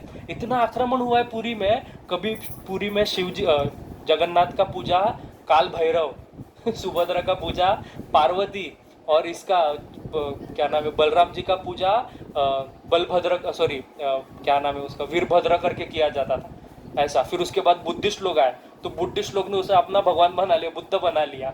फिर बाद में जब ये अपने वैष्णव आचार्य, इन्होंने सारा चीज को खंडन किया। अब तिरुपति का इतिहास जाके देखना, तिरुपति का इतिहास पता है? तिरुपति बालाजी का जब अगर किसी ने दर्शन किया तिरुपति यहाँ पे, बिना बिना इसका किया है आपने दर्शन? नहीं। तो कभी है ना, बिना मतलब कब अवसर मिले पता नहीं, तो बिना श्रृंगार के दर्शन करना। बालाजी का पूरा शरीर पे नाग का अलंकार है, हाथ में नाग अलंकार है, गले में उनके अलंकार है। तो तभी का समय में बहुत बड़ा झगड़ा हुआ था। जो शैवी लोग थे उन्होंने बालाजी को बोला ये शिवजी है, तो शिव का पूजा होता है, तो उनको शिवजी मान के पूजा होता था। और रामानुजाचार्य ने बहुत शास्त्रार्थ किया, अरे नहीं ये तिरुपति, ये साक्षात श्रीनिवास है, और इनका सारा पुराण से कथा बताया कि ये श्रीनिवास है। बहुत झगड़ा हुआ, पर कुछ कंक्लूजन नहीं निकला शास्त्रार्थ से। तो फाइनल एक डिसीजन हुआ कि अभी भगवान ही डिसाइड करेंगे वो कौन है। तो जब पता चला भगवान डिसाइड करने वाले, तो और नए लोग भी आ गए। कुछ लोग आ गए जिन्होंने बोला ये तो देवी है, फिर और लोग साउथ से आ गए, अरे ये तो अयप्पा है। हाँ, ये इतिहास है, हाँ ये कथा नहीं बता रहा, इतिहास है, ऐसा हुआ था, रामानुजाचार्य के जीवन में का बात है। तो सब लोग आ गए कि अरे अभी हमको ये जगह मिल जाएगा करके, सब झगड़ा कर रहे हैं। तो फिर रामानुजाचार्य ने बोला ठीक है, हम एक काम करेंगे, हम भगवान के सामने उनका शंख, उनका चक्र, उनका गदा, उनका पद्म, ये सारे आयुध रखेंगे, शिव जी का त्रिशूल रखेंगे, डमरू रखेंगे, हाँ, और देवी का जो तलवार है, देवी का जो खड्ग है, खड्ग, तो देवी का जो तलवार है वो रखेंगे, उसका ढाल रखेंगे, हाँ, और जो क्या बोलते हैं अयप्पा स्वामी का कुछ उनका ये रहता है ना, उसको क्या कहते हैं, गणपति जी के भी हाथ में रहते थे कोई कैसा आयुध, अंकुश कहते हैं शायद से ना, तो उनका एक आयुध है वो रखेंगे। तो हम दरवाजा बंद कर लेंगे, सब लोग मंदिर के बाहर रहेंगे, और हम पूरा रात तक वेट करेंगे। दूसरा दिन सुबह जो भगवान ने आयुध स्वीकार कर लिए, वो उस दिन से वो मंदिर उसका, वो वैष्णव है, भगवान हमको समझेंगे। विष्णु है तो विष्णु अपना आयुध उठा लेगा, शिव है तो शिव अपना आयुध उठा लेंगे, दुर्गा पार्वती है तो वो अपना आयुध उठा लेंगे, और अयप्पा स्वामी कार्तिक है तो अपना उठा लेंगे। ऐसा करके उन्होंने बोल दिया। तो सब लोग रेडी हो गए, और यहाँ पे भगवान ने फिर रामानुजाचार्य को दर्शन दिया स्वप्न में। जब भगवान ने कहा अरे तुझे तो पता है मैं बालाजी हूँ मैं कृष्णा हूँ, मैं विष्णु हूँ, तो तू आ जा और मेरे को चुपचाप शंख चक्र लगा दे। तो इन्होंने कहा, रामानुजाचार्य ने कहा अरे तुम तो भगवान हो, मुझे क्यों बोल रहे हो, तुम खुद करो।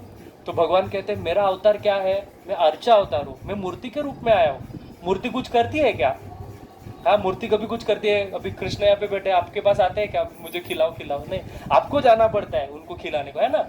तो मैं तो ऐसा अवतार लिया जिसमें मैं आपके ऊपर डिपेंडेंट हूँ, तो आपको ही सब करना है। तो रामानुजाचार्य ने कहा कि मैं आऊंगा कैसे अंदर, सब जगह पे तो अभी सिक्योरिटी है, तो मैं अंदर कैसे आऊंगा? तो भगवान कहते हैं अरे तुम तो शेष हो, तुम तो सांप हो, सांप बन के मेरा दरवाजे के नीचे से आ जाओ, कौन किसको पता चलेगा? है भगवान बहुत खतरनाक। तो रामानुजाचार्य शेष अवतार सांप बन के तिरुपति के दरवाजे के अंदर घुसते हैं, और फिर वो जाके चुपचाप भगवान को शंख आदि आयुध सारे लगा के वापिस बाहर आ जाते हैं। तो जब दरवाजा खुलता है अरे ये तो बालाजी, ये तो विष्णु है, विष्णु है, तब से विष्णु जैसा पूजा शुरू हुआ। तो ये उसका पीछे का कथा, और इसी कारण से रामानुजाचार्य को भगवान का भी गुरु माना गया। क्यों गुरु माना गया? क्योंकि ये खुद भगवान कहते हैं, तिरुपति कहते हैं कि रामानुजाचार्य मेरे गुरु है। क्यों? क्योंकि शंख चक्र देना मतलब क्या है, तप्त मुद्रा देना ना, तो उन्होंने मुझे शंख चक्र दिया, अभी आप मेरे गुरु हो। तो रामानुजाचार्य भगवान के गुरु बन गए। तो इस प्रकार से मैं क्या कह रहा था, हाँ शंकराचार्य, अरे आप लोग हैं, मैं भूल गया।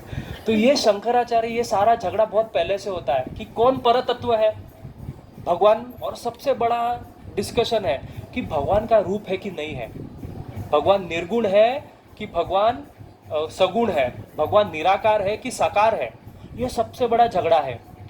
तो हमारे जो शंकराचार्य है उन्होंने आके कह दिया कि ब्राह्मण तो निर्गुण है, ब्राह्मण निराकार है, और तुम भी ब्राह्मण हो, अभी तुमको सिर्फ पता नहीं है कि तुम ब्राह्मण हो, मतलब तुम खुद भगवान हो। कहते हैं ना लोग, you are only god but you have not realized, wait for some time you will realize. ऐसा कहते हैं ना, थोड़ा समय रुक जाओ, तुमको पता चलेगा तुम खुद भगवान हो।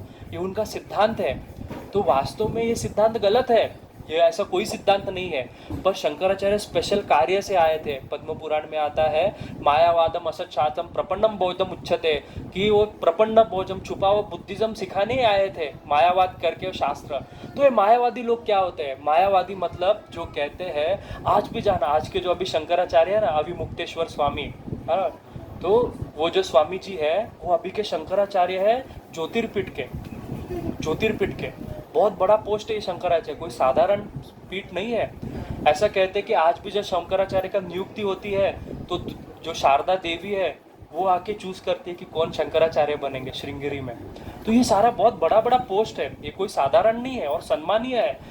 हम अभी जो चर्चा कर रहे हैं सिद्धांत के बल पे चर्चा कर रहे हैं, तो ऐसा नहीं कि आप उनका अनादर करना चाहिए, आदरणीय है, पर हम सिद्धांत के साइड पे तर्क कर रहे हैं, सबको सम्मान करना है, हम सिद्धांत बात कर रहे हैं। तो मायावाद का अर्थ क्या होता है? तो ये लोग कहते हैं कि भगवान निर्गुण है, भगवान निराकार है, भगवान का कोई रूप नहीं है, भगवान का कोई आकार नहीं है, भगवान में कोई गुण नहीं है, भगवान में कोई आकार नहीं है। भगवान मतलब क्या? एक लाइट है। सर्वम खलविदम ब्रह्म, सुना रहेगा आप सबने, सब कुछ ब्रह्म है, मैं ब्रह्म, आप ब्रह्म, तुम ब्रह्म, सब ब्रह्म, सर्वम खलविदम ब्रह्म, ये उनका सिद्धांत है।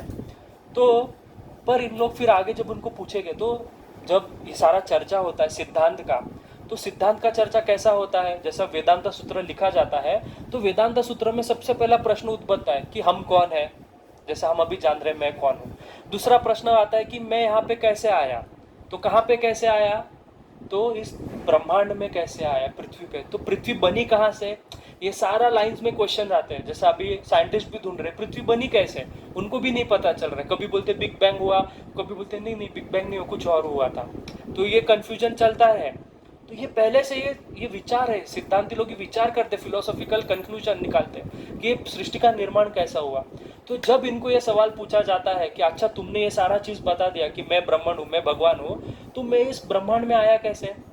तो तभी वो कहते हैं कि अच्छा ये सवाल थोड़ा सा डिफिकल्ट है, पर हम आंसर देने का प्रयास करेंगे। वो कहते हैं, हम नहीं। तो वो कहते हैं कि हमारा एक थियरी है, इसको कहते हैं परिच्छिद्दवाद। परिच्छिद्दवाद मतलब क्या? थोड़ा समझ में नहीं आएगा, चलेगा, फिर भी सुनो, क्योंकि हर चीज़ का थोड़ा थोड़ा जानकारी होना जरूरी है, बराबर। और प्रभुपाद कहते हैं कि जो चीज़ समझ में नहीं आए उसको बार बार सुनो, फिर समझ में आएगा। मैं जब ये सीख रहा था मुझे भी कुछ समझ में नहीं आता था, बराबर, अभी भी नहीं आता है, पर सुनते रहना चाहिए व्यक्ति को। तो परिच्छिद्द नाम का उनका थियरी, वो कहते हैं कि ये सुप्रीम ब्रह्मांड जो है, ये जो भगवान है, ब्रह्मांड मतलब क्या? निराकार, एक लाइट, पकड़ लो, समझ लो। तो उस परिच्छिद्दवाद में ब्रह्मांड पे दो प्रकार से अटैक होता है। मतलब क्या? एक होता है विद्या का अटैक और एक होता है अविद्या का अटैक। तो जब अविद्या का अटैक होता है तो हम सारे जीव पैदा हो जाते हैं, क्योंकि हमारे में बुद्धि नहीं है, हम अविद्याग्रस्त हैं। और जब विद्या का अटैक होता है तो ब्रह्म, शिव, दुर्गा आदि आदि ईश्वर अवतार लेते हैं। इसलिए वो ये कहते हैं कि जब तुम कृष्णा से भगवद गीता सुन रहे हो तो ये समझो कि कृष्णा के अंदर का ब्राह्मण बोल रहा है, कृष्णा नहीं बोल रहा है। और ऐसा आगे तो महाभारत में एक गीता भी है जिसको कहते हैं अनुगीता, मतलब जब और बकवास है, वो प्रक्षिप्त है, मतलब इंटरपोलेटेड है, जिसमें ऐसा कहते हैं कि अर्जुन कहता है कृष्णा को कि अरे तुमने जो गीता सुनाया था ना वापिस सुनाओ, तो कृष्णा कहते हैं नहीं मैं भूल गया। हाँ ऐसा है महाभारत। तो ये तो सारा, फिर मैं क्यों सुनूं कृष्णा का बात? जो कृष्णा भूल रहा है उसका बात क्यों सुनूंगा मैं, राइट ना? तो उनका ये सिद्धांत है कि परिच्छिद्द मतलब ब्रह्मांड में छिद्द होता है, अटैक होता है ब्रह्मांड में, कुछ चीज का क्या बोलते हैं, इंटरसेप्शन। जैसा स्किन में इंजेक्शन घुसता है वैसे ब्रह्मांड में दो चीज घुसता है, एक है अविद्या और एक है विद्या। तो अविद्या से क्या होता है, हम सारे जीव पैदा होते हैं, और विद्या से क्या होता है, राम कृष्ण आदि अवतार होते हैं। तो वो लोग राम कृष्ण को माया का रूप मानते हैं। वो कहते हैं कि राम कृष्ण तुम्हारे मेरे जैसे ही है, बस उनमें थोड़ा सा ज्ञान ज्यादा है। जब पूरा सृष्टि का नाश हो जाएगा तो राम कृष्ण भी एक ब्राह्मण के रूप में आकार ले लेंगे और तुम भी राम कृष्ण जैसे आकारित हो जाओगे, निराकार। एवरीथिंग विल बी वन, सर्वम खलविदम ब्रह्म, सब ब्रह्म बन जाए। कितना सुंदर है। तो इसलिए इनको मायावाद कहते हैं। मायावादी मतलब क्या, कि तुम कृष्ण और राम के रूप को माया कहते हो, इसलिए तुम मायावादी हो। ये गाली नहीं है, लोग गाली करके लेते, उनके खुद के आचार्य कहते हैं हम मायावादी ने। जैसे हम गौड़ीय संप्रदाय से, हमारा सिद्धांत क्या है, हम लोग को क्या कहते हैं, नहीं वो तो तत्व हो गया। हमारा सिद्धांत का नाम है शक्ति परिणामवाद। हमारा सारा सिद्धांत इस पे बैठा है कि सब कुछ भगवान का शक्ति कार्य करता है। हम नहीं कार्य करते, भगवान का शक्ति कार्य करती है, इसलिए हम शक्ति परिणामवादी हैं। वो मायावादी है, हम शक्ति परिणामवादी है। बहुत सिद्धांत का बात है। तो फिर यहाँ पे समझने के लिए कि अभी तो समझा कि हम कैसे आए इस दुनिया में, तो हमारे आचार्य पूछते अच्छा हम आपको एक सवाल पूछेंगे। आपने कहा कि ब्रह्मन क्या है, तो सबसे शक्तिशाली सबसे महान भगवान है ना ब्रह्मन मतलब। तो हमारा ये क्वेश्चन है कि ब्रह्मन को माया अटैक कैसे करेंगी, ये सबसे पहला प्रश्न है ना, बराबर है ना। सबसे शक्तिशाली भगवान को माया अटैक करेगी, ये सबसे पहला प्रश्न। दूसरा हमारा प्रश्न है कि ठीक है चलो माया ने अटैक किया भी, तो आपने तो ब्रह्मन का जो डेफिनेशन दिया कि ब्रह्मन का कभी छेद नहीं हो सकता, आत्मा को कभी कट कर सकते हैं क्या, तो ब्रह्मन को कैसा कट करोगे। तो दूसरा तर्क खत्म। अच्छा, आपके सबसे बड़ा तर्क आपका है, आपका सबसे बड़ा पॉइंट ये है कि सर्वम खलविदम ब्रह्म, सब कुछ ब्राह्मण है, मतलब शाश्वत प्रभु ब्राह्मण है, मैं ब्राह्मण हूँ, ये हारमोनियम ब्राह्मण है, ये सब कुछ ब्राह्मण ही है, सब कुछ ब्राह्मण है। तो माया और ब्राह्मण दो चीज कैसे आए, ये दो कैसे हो गया, everything is one, then how two. तो फिर ये सब जब सवाल पूछते तो थोड़ा सा उनके हृदय में उनका हार्ट बीट फास्ट हो जाता है। तो फिर वो बोलते रुको रुको, हम आगे एक्सप्लेन करेंगे। तो ऐसा नहीं होता है कि माया पे अटैक होता है, ब्रह्मंड पे अटैक होता है तो हम दूसरा थियोरी बताते हैं। ये उनका सिस्टमेटिक फिलोसॉफी है। प्रतिबिंबवाद, नया वाद एक बताएंगे, प्रतिबिंबवाद। तो कहेंगे कि नहीं नहीं, वो पिछले बार हमने बताया वो थोड़ा सा गलत था, अभी हम सही बता रहे। तो अभी क्या सही बता रहे, तो कहते हैं कि ये सृष्टि निर्माण कैसा और हम सब कैसे निर्माण हुए। तो कहते हैं जैसे सूर्य का समंदर की जो लहरें है उस पर प्रतिबिंब पड़ता है, तो कितने सारे सूर्य दिखाई देते हैं, है ना, इनफाइनाइट सूर्य दिखाई देते हैं। तो उसी प्रकार से ब्रह्म का प्रतिबिंब पड़ा माया पे और सारे जीव उत्पन्न हो गए। तो हमारे आचार्य जीव गोस्वामी एक ही प्रश्न पूछते हैं, अरे ब्रह्मण तो निराकार है, तो प्रतिबिंब कैसा पड़ा। खत्म। फिर वो बोलते ठीक है ये सब बातें मत पूछो। शंकराचार्य कहते हैं ये सब अनिर्वचनीय है। अनिर्वचनीय मतलब ये मैं बता नहीं सकता, अनडिस्क्राइबेबल, खत्म बात। ये बेसिक फिलोसॉफी है मायावाद का, ये बेसिक है। और मायावाद बहुत प्रकार का होता है, वैष्णवों में भी मायावाद है, वैष्णवों में भी मायावाद है। वैष्णव का मायावाद क्या है, जैसे कि अभी का जो वारकरी संप्रदाय है उसमें मायावाद है। मायावाद मतलब क्या, कि सारे जितने भी विग्रह है, मतलब दुर्गा, सूर्य, गणेश, विष्णु, शिव, सबको एक मानना, सारे देवताओं को एक मानना, ये एक प्रकार का मायावाद है। तो उनको पूछो वो कहेंगे विट्ठली दुर्गा, विट्ठली ये वो सब। पर आप जाके देखना तुकाराम महाराज का अभंग, तुकाराम महाराज कहते हैं शाक्त गदड़ा, मतलब क्या, शाक्त जो भक्ष दुर्गा की पूजा करते हैं उसको कहते हैं तुम गधे हो जो दुर्गा की पूजा कर रहे हो। अभंग है तुकाराम महाराज का, क्योंकि तुम दुर्गा की पूजा क्या समझ के कर रहे हो कि दुर्गा ही भगवान है, दुर्गा ही विष्णु है। ऐसे कितने सारे श्लोक मिलते हैं कि दुर्गा ही विष्णु है, दुर्गा ही शिव है। दुर्गा देवी खुद कहती है कि मैं ही शिव हूँ, मैं ही ये हूँ, मैं ही रुक्मिणी हूँ, ऐसा करके। तो ये सारा खिचड़ी खिचड़ी खिचड़ी बना के रखा है। सब देवता एक है, किसी का भी पूजा करो, एक नहीं है। क्योंकि जब आगे हम चर्चा करेंगे 8वें अध्याय में, जब वरदराज स्वामी को जो विग्रह है वरदराज जी, उनको 6 प्रश्न पूछते रामानुजाचार्य। उसमें से सबसे पहला प्रश्न होता है किम परम तत्वम, कौन पर तत्व है। तब भगवान ओपनली डिक्लेयर करते हैं हम एवं परम तत्वम, मैं पर तत्व हूँ। और पिछली बार मैंने हरिहर ऐक्यवाद के बारे में भी चर्चा की थी। तो इस बात का खंडन करते हैं कि ऐसा नहीं है कि अर्जुन मर जाएगा तो ब्राह्मण बन जाएगा, तू भी ब्राह्मण बन जाएगा, ऐसा नहीं है। तुम भी रहोगे, मैं भी रहूंगा, सब रहोगे, कृष्णा कह रहे हैं। और अगर तुम मानते हो कि कृष्ण माया में फंसा हुआ जीव है, तो गुरु का अर्थ ही होता है जो हमको माया से निकालता है। तो जो खुद माया में, उसमें शिक्षा क्यों लूं मैं उससे, बराबर ना। मेरे को आपसे ऊपर होना पड़ेगा तो मैं आपको पानी से खींच के निकालूंगा। मैं खुद पानी में हूं तो मैं आपसे क्या निकालूंगा। तो कृष्ण को माया बताने मूर्खपना है, मूर्खता है। ये सब बकवास है। कैसा कृष्ण माया में? अगर जो व्यक्ति माया, मेरा ज्ञान अगर पूर्ण नहीं है तो मैं आपको क्यों सिखाऊं, कैसा सिखा सकता हूँ? मेरे पास डिग्री नहीं है टीचरेट का, डॉक्टरेट का, मैंने पढ़ा ही नहीं किया है, तो मैं आपको कैसे सिखा पाऊंगा, राइट? जब मुझे संपूर्ण ज्ञान होगा तभी तो मुझे आपको दे पाऊंगा। तो कृष्ण का ज्ञान भी बकवास है। फिर भगवत गीता क्यों? और खुद शंकराचार्य बैठ के भगवत गीता पे टीका लिखे। वास्तव में शंकराचार्य मायावादी नहीं है, उनके बाद के जो अनुयायी आए उन्होंने उनका सिद्धांत ही नहीं समझा। शंकराचार्य ने तो बार बार उन्होंने भगवान हरि के धाम का वर्णन किया है। पांडुरक अष्टकम ले लो, अंत में कहते हैं हरेरालयम आपनुवंती हरेलायम शाश्वतम, कहते कि शाश्वत आपको हरि के आलय में वास मिलेगा। पांडुरंग अष्टकम पढ़ोगे तो हरि का आलय मतलब क्या? हरि का घर, जैसे दूधालय, ग्रंथालय, आलय मतलब घर, तो हरि के घर में वास मिलेगा। तो हरि का घर माया है क्या? तो वो मानते हरि का घर है, बराबर। जगन्नाथ अष्टकम ले लो, शंकराचार्य जी ने लिखा है, हाँ? उसमें वो कहते हैं कि जगन्नाथ जी कौन है? वो कहते हैं वो वही खुद ब्रह्म है, बराबर। जगन्नाथ अष्टकम ले लो, अच्युत अष्टकम ले लो, जितने भी महान, विष्णु सहस्त्र नाम पे उनका भाष्य है वो ले लो। भगवत गीता का पहला श्लोक की टीका की सबसे पहला श्लोक लिखते नारायणम परो व्यक्ता, नारायण इस सारे संसार से परे है।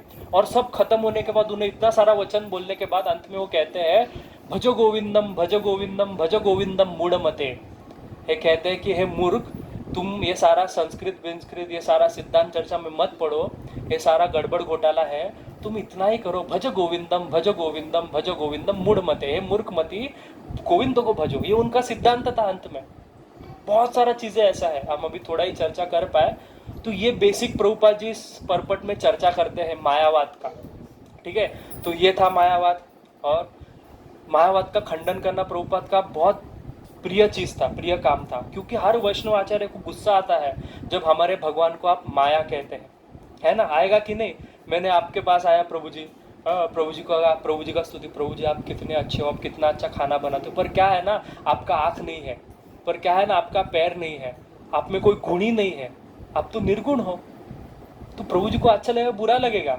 बुरा लगेगा नहीं, मेरा खाता पीता और मेरे को बोलता है गुण नहीं है।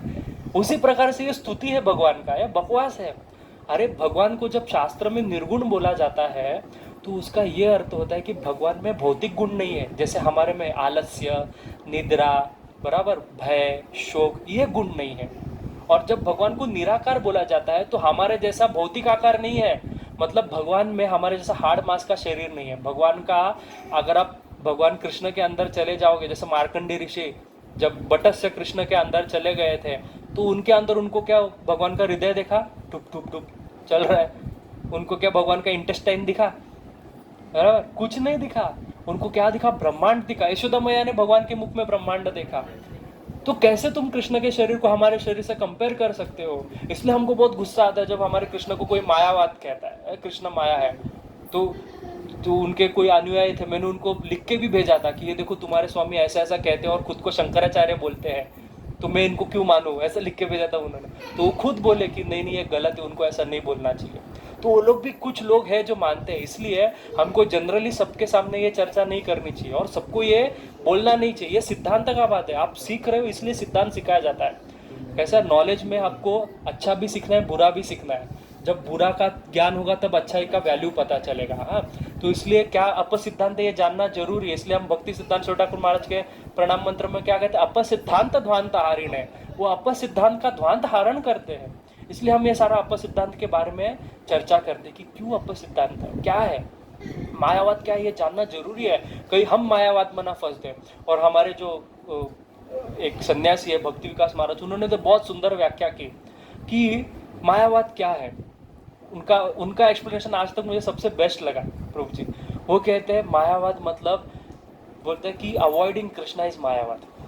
बेसिकली मायावाद का ये अंडरस्टैंडिंग है कि आप कृष्णा का अवॉइड कर रहे हो, है ना। कृष्ण को अवॉइड करना मतलब क्या? अरे मायावाद का पालन करना मतलब तुमको कृष्णा नहीं चाहिए। कृष्ण का इतना सुंदर बाल रूप है, कृष्ण का इतना सुंदर किशोर रूप है, उसको तुम कह रहे हो तुम निर्गुण हो, ये नहीं देखना है। कितना दुख का बात है, मतलब you are avoiding Krishna, right. तो अवॉइडिंग कृष्णा इज मायावाद। तो आज भी अगर हम कृष्ण को छोड़ के और कार्य करते तो we also Mayavadi, as good as Mayavadi, बराबर। हम भी प्रपन्न मायावादी, प्रच्छन्न मायावादी, छुपे हुए मायावादी है, बराबर, वैष्णव मायावादी हम भी है। तो प्रभुपाद जी अपना ये वक्तव्य पुष्ट करने के लिए उपनिषद से एक श्लोक कोट करते हैं। तो ऐसा प्रश्न उठेगा, प्रभुपाद क्या अपना मन का बात कर रहे हैं कि अर्जुन भी रहेंगे, सब रहेंगे, दोनों का एक रूप नहीं है, दोनों एक नहीं है? तो नहीं, शास्त्र कहता है, उपनिषद में कहा गया है, नित्यो नित्यानाम चेतनानाम एको बहुनाम यो विदधाति कामान, कि हर नित्य में एक परम नित्य है, हर चेतना में एक परम चेतना है, और उसका काम क्या है? और जैसे हम हैं, अभी मेरा काम क्या है? तो मैं आपका इच्छा पूरा कर सकता हूँ? नहीं। पर भगवान का काम है कि एको विदधाति बहुनाम काम, वो सबका कामना पूरा करते हैं, इसलिए वो परम है। हम आपका कामना पूरा, मैं अगर समझो ब्राह्मण भी मान लूँ मुझे, तो मैं आपका इच्छा पूरा कर पाऊंगा क्या? प्रभुपाद जी के एक फ्रेंड थे, फॉरेन में रहते थे, वो पता नहीं कोई तो योगी थे, प्रभुपाद जब स्टार्टिंग में गए थे, प्रभुपाद उनके साथ रहते थे, तो है ना, वो ये सब मायावाद सिखाते थे, you are god I am god, ऐसा सिखाते थे। प्रभुपाद कुछ बोलते नहीं थे ज़्यादा, क्योंकि उसी के घर में रह रहे उसको कैसा बोलेंगे, पर जैसे ही समय मिलता तो बीच बीच में काट देते थे उनको। तो एक बार उन्होंने कुछ ऐसा वक्तव्य कर दिया कि यू आर ऑल्सो गॉड, मैं भी भगवान, तुम भी भगवान, ऐसा बोल दिया। तो फिर बाद में प्रभुपाद जी, जब उनका सारा चीज़ हो गया, प्रभुपाद अपने शिष्य के साथ थे, तो प्रभुपाद ने पूछा, अरे वो योगी किधर गए, आज दिख नहीं रहे हैं? तो उन्होंने कहा, अरे उनका दांत में दर्द, डॉक्टर के पास गया। तो प्रभुपाद ने मजाक में बोला, अरे ब्राह्मण को भी दर्द होता है ना? भगवान को अभी कृष्ण ने बोला कि मेरा दांत में दर्द, डॉक्टर के पास जा रहा हूँ। अरे हमारा शरीर कैसा हो, इतना साधारण तरीके से प्रभुपाद मायावाद को काटते थे। हाँ, तो आज हम यहीं पे चर्चा को रोकेंगे, बहुत ही सिद्धांत हो गया, ठीक है? तो कार्तिक का चर्चा करना की।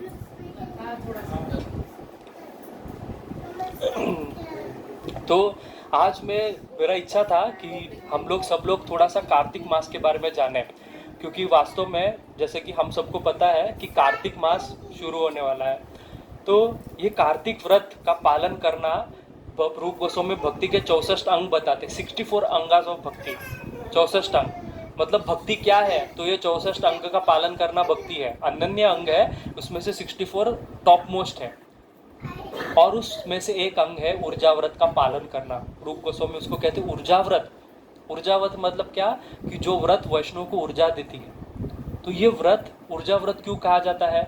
क्योंकि हम इसको जब पालन करेंगे तो पूरा, जैसे कि एक बार हमको इन्वर्टर का बैटरी चार्ज करना पड़ता है और फिर वो गाड़ी चलती है, बराबर, बैटरी चार्ज करने के बाद गाड़ी चलती है, उसी प्रकार से हमको भी हमारे भक्तिमय जीवन में हमको भी चार्ज होना पड़ता है। नहीं तो धीरे धीरे ऐसा क्लास खत्म हो गया, अगले फ्राइडे तक हम ऐसे हो जाते हैं, बराबर। फिर अभी जब हम घर पे जाएंगे तो हमारे में भक्ति का कितना इच्छा रहेगा ना कि हरे कृष्णा के शरणागति जाना, कल का जब भी अच्छा होगा, कल वैसे भी मंदिर जाना रहता है। पर जैसा जैसा दिन आगे बढ़ता है सारा बलून जैसा हो जाता है। तो इसलिए उसको ऊर्जावत कहते हैं, रूप गोस्वामी ऊर्जा व्रत। और ये व्रत का सबसे स्पेशल चीज है कि कृष्ण कहते हैं मासा नाम मार्ग शिशो हम, सारे मंथ में, सारे मास में मैं कौन हूँ? मार्गशीर्ष, जो कार्तिक के बाद आता है। पर फिर भी देखना, कृष्णा इस कार्तिक मास का बहुत ग्लोरी गाते हैं, और कृष्णा को ये कार्तिक मास सबसे ज़्यादा पसंद है। कृष्णा ने जितने भी मुख्य लीला है, दामोदर लीला, गोवर्धन धारण लीला, सब कार्तिक में की। मुख्य जितने भी लीला है, गौचारण लीला, आप देखना वसुबारस आता है, सारे जितने भी भगवान के मुख्य लीला है, ये सारे कार्तिक मास में है। क्योंकि ये कार्तिक मास क्यों प्रिय है भगवान को, ये हम जानेंगे, ठीक है? और इसको ऊर्जा व्रत कहते हैं। तो कोई भी किसी भी चीज़ को समझने के लिए हमको पहले उसका महात्म्य जानना जरूरी है। वो हरि भक्ति विलास नाम का एक ग्रंथ है जो हमारे आचार्य ने लिखा है, सनातन गोस्वामी पाद ने। तो उसमें उन्होंने इतना बड़ा बड़ा ग्रंथ है, 2 ग्रंथ है, भाग 1 भाग 2 मैं लेके आने वाला था, पर इतना जगह नहीं था इसलिए मैं लेके नहीं आया। मैं सोचा कि पूरा पढ़ेंगे हम, पर टाइम नहीं मिला तो मैं लेके नहीं आया। तो उसमें उन्होंने एक पूरा आख्यान ही लिखा है कि कार्तिक में क्या करना चाहिए और कार्तिक का महिमा क्या है, कैसा है। कोई भी चीज़ को हम पालन करना, हमारे में उसमें श्रद्धा उत्पन्न होने के लिए हमको महात्म्य जानना बहुत ज़रूरी है, बराबर ना। जैसे कि एडवर्टाइजमेंट होता है, जब अभी नया कार आता है तो कार में दिखाते हैं इस कार में ये ऑटोमेटिक है, इस कार में सनरूफ है, इस कार में ऐसा पुश बैक सीट है, ये है वो है, तो कार का महिमा बताया जाता है, तो मन में इच्छा होती है वो कार लूँ। उसी प्रकार से कार्तिक का महिमा सुनना पड़ेगा तो इच्छा होगा कार्तिक का पालन करूँ, बराबर। तो सुनना है क्या कार्तिक का महिमा? ठीक है, तो हम प्रयास करेंगे। तो सबसे पहला, हाँ क्या बोले? ठीक है। तो कार्तिक में दो मुख्य देवों की पूजा की जाती है, दो रूप की। तो सनातन गोस्वामी कहते हैं दामोदरम प्रपद्येय श्री राधा रमणम प्रभु। दो मुख्य रूप है, एक तो दामोदर का और राधा रमण का। इनका हमको पूजा करना है कार्तिक में, और स्पेशली दामोदर का व्रत का पालन करना है। तो कार्तिक, अभी मैं संस्कृत का श्लोक सारे नहीं बताऊंगा, पर कार्तिक मास का पालन करने का महिमा, बहुत अद्भुत महिमा। तो कार्तिक मास पालन करने का महिमा स्कंद और पद्म पुराण में वर्णित किया, ऐसा सनातन गोस्वामी कहते हैं। वो कहते हैं कि इस कार्तिक मास में विशेष रूप से नित्य दामोदर की पूजा, प्रातः स्नान, दान एवं व्रत आदि क्रिया, व्रत आदि क्रिया का अनुष्ठान करना वैष्णव का परम कर्तव्य है। इसमें हमको ये चार चीजें, अच्छा मैंने अभी बताया व्रत, तो इसको हमको व्रत की तरह पालन करना है, मतलब हर रोज करना है। ये चीजों को क्या है? तो सबसे पहला है दामोदर की पूजा। भगवान दामोदर का छोटा सा फोटो का पूजा हम कर सकते हैं, ठीक है।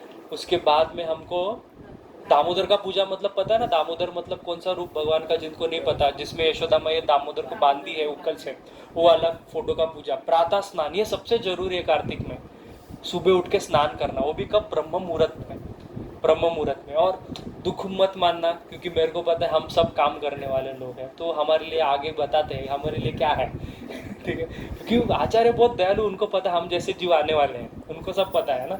तो कहते दामोदर पूजा, प्रातः स्नान, दान करना बहुत महान है, और ये व्रत आदि क्रिया इनका अनुष्ठान करना चाहिए। इस मास में दिन विशेष में विशेष प्रकार से भगवत अर्चना का अनुष्ठान करना चाहिए। इस मंथ में सबसे विशेष चीज है, जैसा अभी हम हरि कथा सुन रहे हैं, तो इस मास में सबसे महत्वपूर्ण चीज है दामोदर का पूजा करना। आपको इतना प्रयास करना चाहिए कि दिन में एक बार तो हम दामोदर की पूजा करें, भगवान दामोदर की। फिर आगे कहते हैं, स्कंद पुराण के बृहद नारद संवाद में लिखा है कि हे धर्मवीर, दुर्लभ मानव शरीर प्राप्त करके जो व्यक्ति कार्तिक उक्त धर्म आचरण नहीं करता है, उसको पितृ मातृ बदजनित पातक में लिप्त होना पड़ता है। किसी प्रकार का व्रत आदि आचरण न करके दामोदर प्रिय कार्तिक मास अतिवाहित करने से सर्वधर्म बहिष्कृत हो जाते हैं और तिर्यक योनि ग्रहण करनी पड़ती है। मतलब कि अगर हम कार्तिक का पालन नहीं करें तो आपने अभी तक जितना भी पितृ पूजा, देव पूजा, सब क्या सब व्यर्थ हो जाता है, और आपको क्या करना पड़ता है? तिर्यक योनि में जन्म लेना पड़ता है। मतलब आपका अगला जन्म जो हैंडीकैप्ड होता है वैसा आपका जन्म हो जाएगा अगर कार्तिक का व्रत। ये भगवान इसमें बहुत स्ट्रिक्ट है कार्तिक में, क्यों आपको पता चलेगा। बाकी चीज में ध्यान नहीं देते भगवान, कार्तिक में ध्यान देते हैं। तो कहते हैं कि आपको तिर्यक योनि मिलेंगे। कहते हैं, हे मुनि श्रेष्ठ, कार्तिक मास में व्रत करने से ब्रह्मघाती, गोघाती, स्वर्णस्तोई एवं संवाद मिथ्या भाषी रूप से परिगणित होना पड़ता है। जो व्यक्ति कार्तिक में कार्तिक व्रत पालन नहीं करता है उसको ब्रह्म हत्या का पाप लगता है, गौ हत्या का पाप लगता है, स्वर्ण चोरी का, चुराने का, आपने चोरी नहीं किया तो भी पाप लगेगा, एवं झूठ बोलने का पाप लगता है। ये सारे पाप लग जाते हैं। ठीक है, पहले डराते हैं थोड़ा, क्योंकि हमारे लोग ऐसे जब तक डरेंगे नहीं तब तक करेंगे नहीं, है ना। आप देखना, पहले आपको LIC वाला आपको पहले डराएगा, देखो कभी भी कुछ भी हो सकता है, कभी भी मर सकता है, तुमको ये लेना पड़ेगा, तो आप जरूर लेंगे, है ना। तो कोरोना में भी हमको कैसा डराया, इंजेक्शन नहीं लोगे तो कुछ भी हो जाएगा, तो हमने लिया, बराबर। तो अभी बिना मास्क के घूम रहे हैं, ऐसा है। तो डराना जरूरी है, ये शास्त्र काम करता है, पहले डराता है, तो थोड़ा डरो भी, ठीक है। तो कहते हैं कि हमको ये सारे पाप लग जाएंगे। फिर कहते हैं कि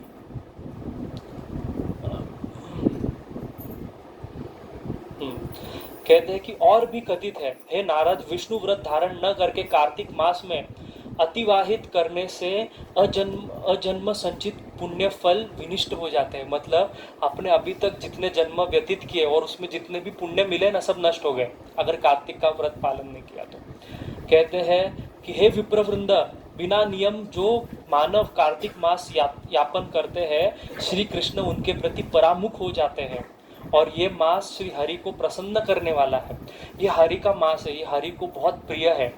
और जो व्यक्ति कार्तिक का पालन नहीं करते, जनरली क्या होता है, हम कृष्ण की ओर मुख मोड़ लेते हैं और हम दुख भोगते हैं, पर इसमें कृष्ण खुद मुख मोड़ लेंगे।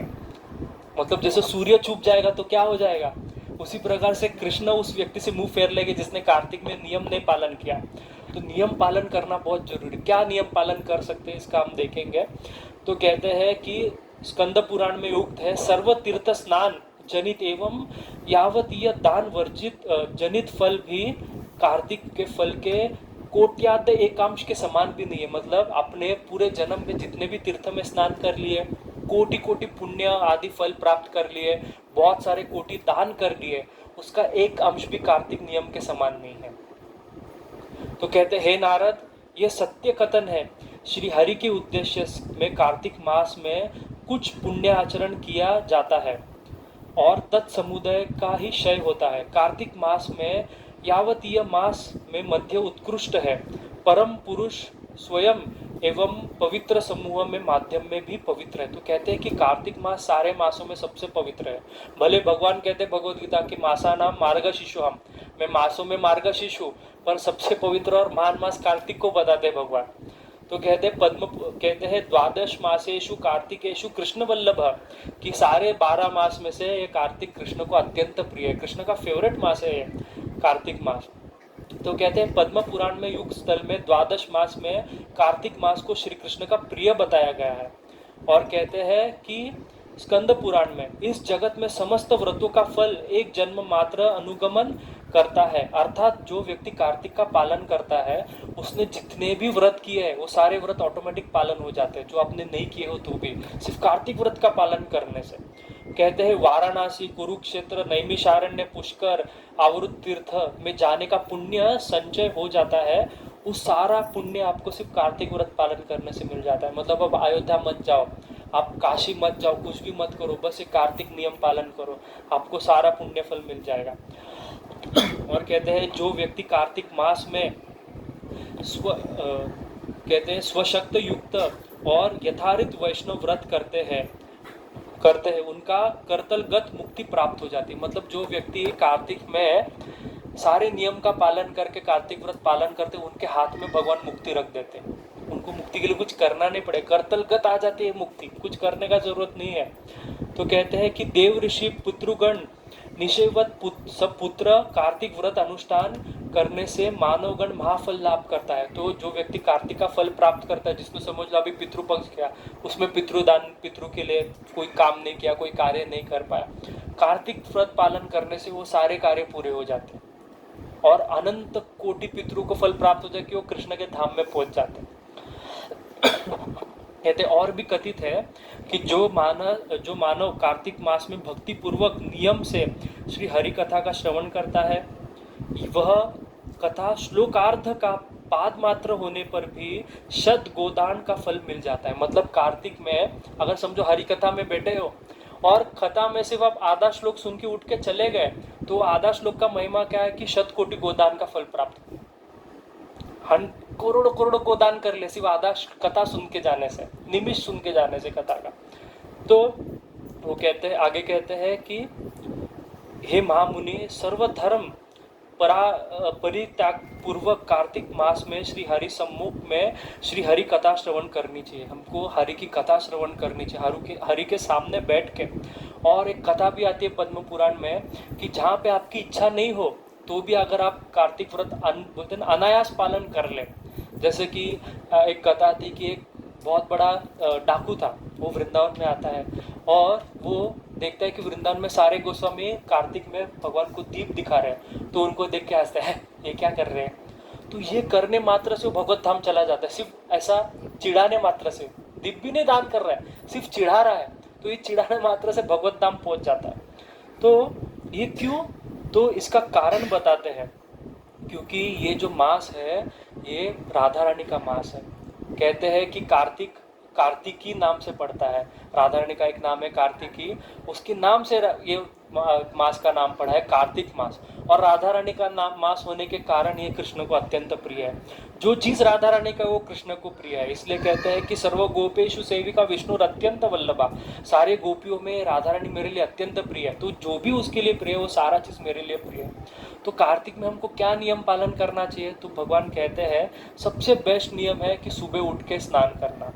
अगर वो नहीं होता है तो कम से कम हर रोज दीपदान करना, 2 बार नहीं एटलीस्ट 1 बार करना। और समझो उतना भी नहीं हो पाता है, समझो पैसे का कमी है, शुद्ध घी, हाँ, घी दान, घी का दीपक जलाना, मतलब गोवर्धन ये सब नहीं, अमूल नहीं। हमको प्रयास करो कि देसी गाय का घी मिले, भले 1 महीने का आपको 1000 रुपये खर्चा पड़ेगा, चलेगा। देसी गाय, अगर वो भी नहीं मिलता है तो कहते तिल का शुद्ध तिल का तेल, ये जो बाहर मिलता है ये मार्केट वाला नहीं, जाके ऑर्गेनिक उठा के लेके और करो। एटलीस्ट तिल का तेल को 350-400 रुपये मिल जाएगा 1 लीटर तेल। एटलीस्ट तिल का दिया जलाओ भगवान को और उसका दान करो, भगवान को दिया अर्पण करो। और अगर वो भी नहीं होता है तो कहते हैं आचार्य की कार्तिक की पूर्णिमा करो। कार्तिक की जो पूर्णिमा आती है और अमावस्या आती है, ये 2 दिन करो बस, तो भी कार्तिक का पूरा फल मिल जाएगा। आचार्य इतने कृपालु है। और कहते ठीक है, आपको अगर स्नान करने नहीं होता है तो एक सबसे बेस्ट काम करो, हर रोज तुलसी पूजा करो। तुलसी की पूजा तो कोई भी कर सकते हैं, तुलसी महारानी को लेके आओ, तुलसी को जल चढ़ाओ, तुलसी को प्रणाम करो। ये सारे कार्य भगवान कृष्ण को अत्यंत प्रिय है कार्तिक मास में। और सबसे महत्वपूर्ण चीज है कि आपको नियम पूर्वक व्रत लेके ये करना है। व्रत लेके मतलब क्या, तो कार्तिक शुरू कब होता है, जैसे प्रभु जी ने बताया कि 2 पक्ष है। एक होता है पूर्णिमा से, जैसा हमारे इस्कॉन में पालन करते हैं, पर हरिभक्ति विलास में सनातन गोस्वामी कहते हैं कि अभी का जो एकादशी आएगा, अश्विन शुक्ल पक्षी एकादशी, इस दिन से कार्तिक का व्रत का पालन करना चाहिए। और वो समाप्त कब होगा, जब एंड में पूर्णिमा में। तो ये दिन से हमको क्या मिलता है, और 3-4 दिन एक्स्ट्रा कार्तिक का नियम पालन करने को मिलता है। इसलिए मैं स्पेशली सोचा कि आज कार्तिक का महिमा बताओ, तो वेडनेसडे से शायद से एकादशी है ना, वेडनेसडे को, तो थर्सडे गुरुवार को एकादशी, तब से आपका कार्तिक का व्रत शुरू हो सकता है। और सबसे ज्यादा चीज महत्वपूर्ण क्या है कि ये सारा चीज हमको क्यों करना है, क्योंकि कृष्ण को पसंद है इसलिए करना है। और कृष्ण को पसंद होने से क्या होगा, तो हमको जैसा भगवान ने इस व्रत का नाम रखा ऊर्जा व्रत, मतलब क्या ऊर्जा मिलेगा। तो ऊर्जा क्या मतलब, कुछ ऐसा क्या पावर भी आ जाएगा क्या ऐसा पीछे कुछ गोला बिला आ जाएगा, ऐसा नहीं होगा। तो ऊर्जा का अर्थ है उत्साह, निश्चयात, धैर्यात, ये 3 चीज प्राप्त होगी। अभी जो हमको भक्ति करने में उत्साह नहीं है ना, वो उत्साह प्राप्त हो जाएगा। हमारे में जो भगवान के प्रति निष्ठा नहीं है, वो निष्ठा प्राप्त हो जाएगी। और हरि खुद आके आपको भक्ति प्रदान करेंगे। ये कार्तिक नियम का पालन है। आपको सिर्फ जो भी आपको सुविस्कर नियम लगे, जैसे कि किसको लगे कि मैं सिर्फ दीपदान कर सकता हूँ, तो एकादशी के दिन जब आप सुबह उठोगे तो भगवान के सामने संकल्प करो कि हे भगवान, हे दामोदर, मैं आपके प्रीत्यर्थ है, आपको आनंद देने के लिए इस पूरे महीने में आज से आपके लिए दीपदान करूंगा, दीप का अर्पण करूंगा। इस प्रकार से आपको बोल के भगवान को संकल्प लेना है। इससे क्या होता है, तो संकल्प को भगवान विष्णु की शक्ति माना गया है। कभी कभी ऐसा स्थिति आ जाता है कि हमको एक दिन कुछ करने नहीं मिलेगा, तो भगवान उसका रक्षा करेंगे और आपको उस दिन भी करवा देंगे। ये भगवान संकल्प का शक्ति है। इसलिए हम देखो हर सारा पूजा के पहले हम कहते हैं श्री गोविंद गोविंद गोविंद श्रीमद् भागवत महापुरुषस्य बराबर, श्री महाविष्णुराज्ञ प्रवर्तमानस्य आद्य ब्राह्मण द्वितीय परार्धे श्वेतवराकल्पे वैवस्वत मन्वन्तरे अष्टविंशतितमे कलियुगे कलि प्रथम चरणे भारतवर्षे जम्बूद्वीपे गोदावरी दक्षिणतीरे शालिग्राम क्षेत्रे अस्मिन् वर्तमानेन चंद्रमानेन शुभकृत संवत्सरे दक्षिणायने। बराबर, ये सारा चीज हम वर्णन करते भगवान को, बताते कि देखो मैं संकल्प ले रहा हूँ, मैं यहाँ पे बैठा हूँ शालिग्राम क्षेत्र में, मतलब गोदावरी के दक्षिण तीर में बैठा हूँ, शालिग्राम के क्षेत्र में बैठा हूँ, मैं आपका पूजा कर रहा हूँ, क्योंकि ये संकल्प है। और इस संकल्प का महान महत्व क्या है, तो कहते हैं विष्णु आज्ञाया, ये भगवान विष्णु की आज्ञा से होता है। और क्यों करते हैं, तो कहते हैं विष्णु प्रीत्यर्थे, भगवान विष्णु की प्रीति के लिए कर रहे हैं। तो जब ऐसा संकल्प लेते हैं तो भगवान खुद आके उस व्यक्ति का संकल्प का रक्षा करते हैं, वो संकल्प का नाश नहीं होता है। इसलिए संकल्प लेके करना है।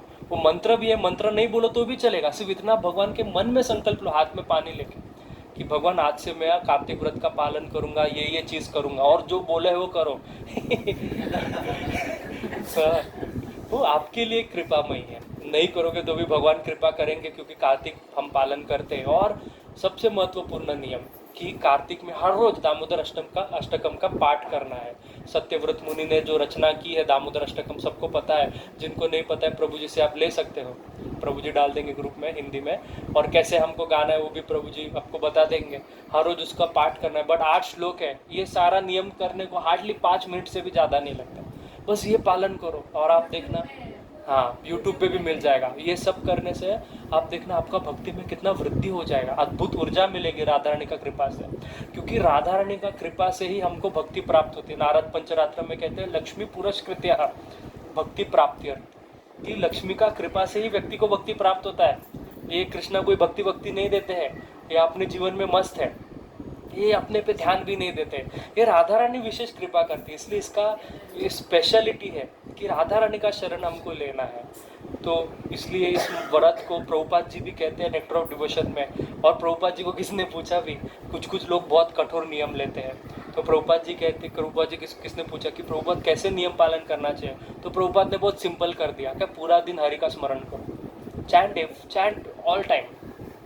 तो ये तो बेस्ट है चैंट ऑल टाइम, पर वो होता नहीं है, तो इसलिए ये छोटा छोटा करते कि चैंट ऑल टाइम हो पाए। ठीक है, हरे कृष्णा कृष्णा कृष्णा हरे हरे, हरे राम राम राम हरे हरे। शिल प्रभुपाद की। किसी का कोई प्रश्न है तो यस प्रभु।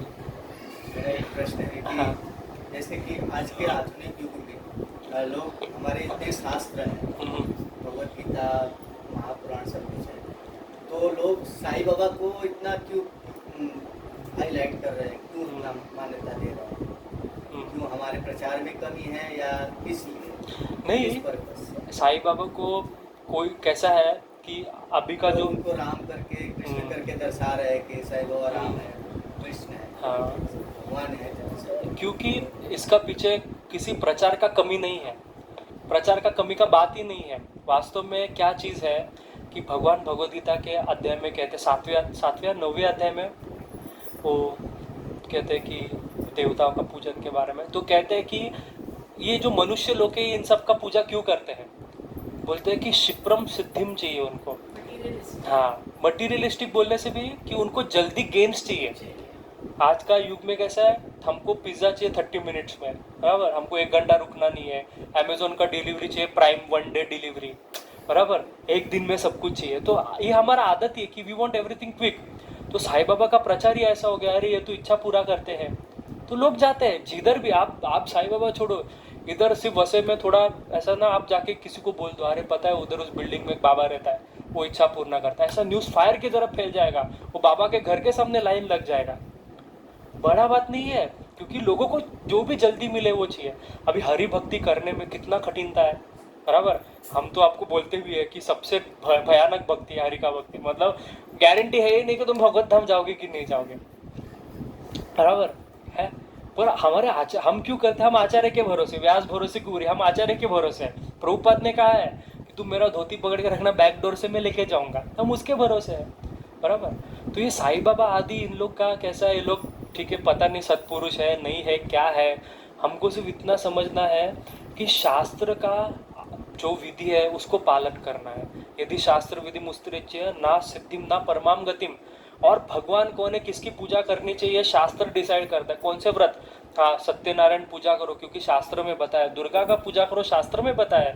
हमारे पास क्या देवी देवताओं का कमी है क्या, बराबर, जो हम किसी बाबा का पूजा करते हैं, राइट। हमारे पास इतने सारे देवी देवता और कितने सारे व्रत हैं, मैं आपको दिखाऊंगा।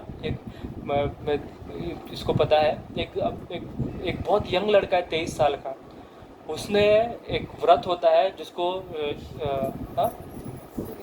हाँ, तो उस मतलब वो आज के समय का सबसे बड़ा विद्वान है, और उसका कार्य है वो निग्रह आचार्य करके, मतलब एक आचार्य होते हैं जो ये चारों संप्रदाय, मतलब जितने भी संप्रदाय उनके ऊपर ध्यान रखते हैं। उनका कार्तिक स्वामी का संप्रदाय, वो उनका ध्यान रखने का काम रहता है, कौन गड़बड़ कर रहा है और उसको सुधारने का काम करते हैं, बस इतना ही काम रहता है उसके निग्रह। तो उस व्यक्ति ने 7 साल तक सूर्यदेव का उपासना किया, ज्ञान अर्जित करने को, ज्ञान स्वतः प्रकट हो गया। 23 साल की उम्र में उसको सारे शास्त्र, सिर्फ आप है ना, वो सिर्फ उसको साइड में जाके बैठो और उसको सिर्फ पूछना कि ये मेरा सवाल है, वो थोड़े देर में आपको सारा पुराण आदि शास्त्र कैसे श्लोक के साथ आपको बता देगा उत्तर। तो ये इतना महिमा हमारे शास्त्र में वर्णित है। फिर भी लोगों को क्या है कि लोगों को आसान चाहिए, बराबर, आसानी से मिलने वाला चीज़ चाहिए। और ये सारा एडवर्टाइजमेंट है एक्चुअली। आप देखना, ये सारा लाल बाग का राजा, ये सब एडवर्टाइजमेंट है। इन शॉर्ट कुछ भी नहीं है। वो हमारे मराठी में कहावत है, कावड़ा बसाला फांदी टूटायला। वही बात होता है कि कौवा बैठता है, फांदी टूट जाता है। तो जैसा कि मैं गया और मैंने साईं बाबा को बोला, है साईं बाबा मेरा जॉब लग जाए। उधर जॉब लगना तुम्हारे नसीब में था और जॉब लग गया, तो लगता है साईं बाबा ने किया और निष्ठा पूरी हो गई, ऐसा। और हरि भक्ति का एक सबसे स्पेशलिटी ये है कि हरि भक्ति हर जीव का अधिकार तो है, पर हर जीव को कृपा से नहीं मिलता है। क्योंकि भगवान खुद कहते हैं कि सब महात्मा सुदुर्लभ बहुनाम जन्मना मनते। अरे आप लोग जो यहाँ पे आज बैठे हो, हरि की कथा सुन रहे हो, ये भगवान खुद कहते हैं अरे कि कितने जन्मों जन्मों अर्जित पाप पुण्य सारे आपका ये फल है जो आपने ये संचित करके ये मिला है। इतना आसानी से नहीं मिला है। हमको लग रहा है आसानी से मिला है, पर ये आसानी से नहीं मिला है। आपने कितने साल तपस्या की होगी, क्या क्या पापड़ बेले होगे, तो आज इतना आसानी से हरि भक्ति कर पा रहे हो। और वो भी हरि भक्ति, वो भी चैतन्य महाप्रभु के अनुयायी में कर पा रहे हो। ये उससे भी बड़ी बात है, ये उससे भी बड़ी बात है वास्तव में।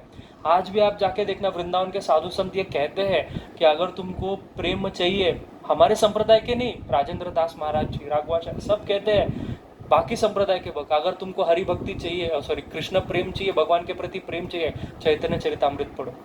वो लोग कहते हैं और हम लोग ऐसे ही है। तो ये स्थिति है, हर एक व्यक्ति को हरि भक्ति मिलेगा भी नहीं। हम तो प्रयास करते हैं प्रचार करके कि हम बता पाए, बराबर। जैसा अभी ये भगवद गीता का क्लास करते हैं, भगवद गीता में भगवान कहते हैं आगे, रहस्यम युद्धोत्तमम, ये तो रहस्य है।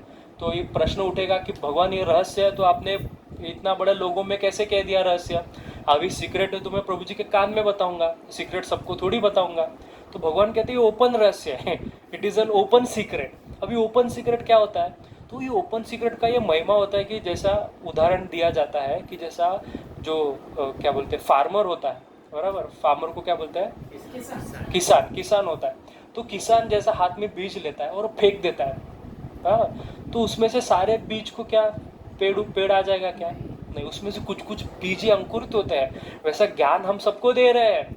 तो जिसके हृदय उस किसान के खेत के जैसा मुलायम हो गया है ना कृपा से, उसी के हृदय में वो भक्ति का बीज अंकुरित होगा, ऐसा है। तो हम बोल तो सबको रहे हैं, इसलिए यहाँ पे आएगा वही जिसका हृदय में। आप देखो क्लास शुरू हुआ, कितना लोग थे?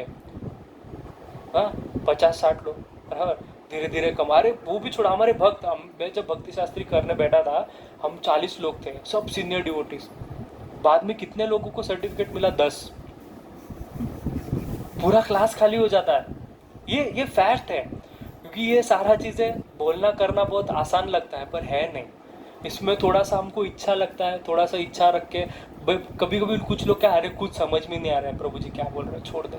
नहीं छोड़ना चाहिए कुछ। मैं खुद का अनुभव बता रहा हूँ कि मैंने कभी जीवन में बुक्स पढ़ा ही नहीं है। मेरे कुछ इच्छा नहीं था बुक पढ़ने का, इंटरेस्ट ही नहीं था पढ़ने में मेरे को। पर जब मैंने सबसे पहला बुक पढ़ा था अमृतवाणी नाम का, भक्ति सिद्धांत छोटा महाराज का एक ग्रंथ है, वो पढ़ा था, मेरे को इतना सुंदर लगा। फिर मैं सारा प्रभुपाद का बुक्स पढ़ा, फिर मैंने षड गोस्वामी का बुक पढ़ा, षड गोस्वामी, और जब वो पढ़ा तो मेरा पूरा जीवन परिवर्तित हो गया। आज मेरा घर में आप देखना कम से कम मेरे को लगता है कि 800-900 से कम बुक्स नहीं है। हाँ, मतलब सच्ची बोल रहा हूँ। क्यों? ये क्या बड़ा बात नहीं, क्योंकि मैंने सिर्फ एक चीज़ पकड़ा प्रभुपाद का बात से। प्रभुपाद कहते हैं कि if you don't understand still try. बार बार सुनो भगवद गीता, आप बार बार पढ़ो, नहीं समझेगा, पर एक बार वो भगवद गीता स्वतः अर्थ आपको प्रकाशित कर देगा।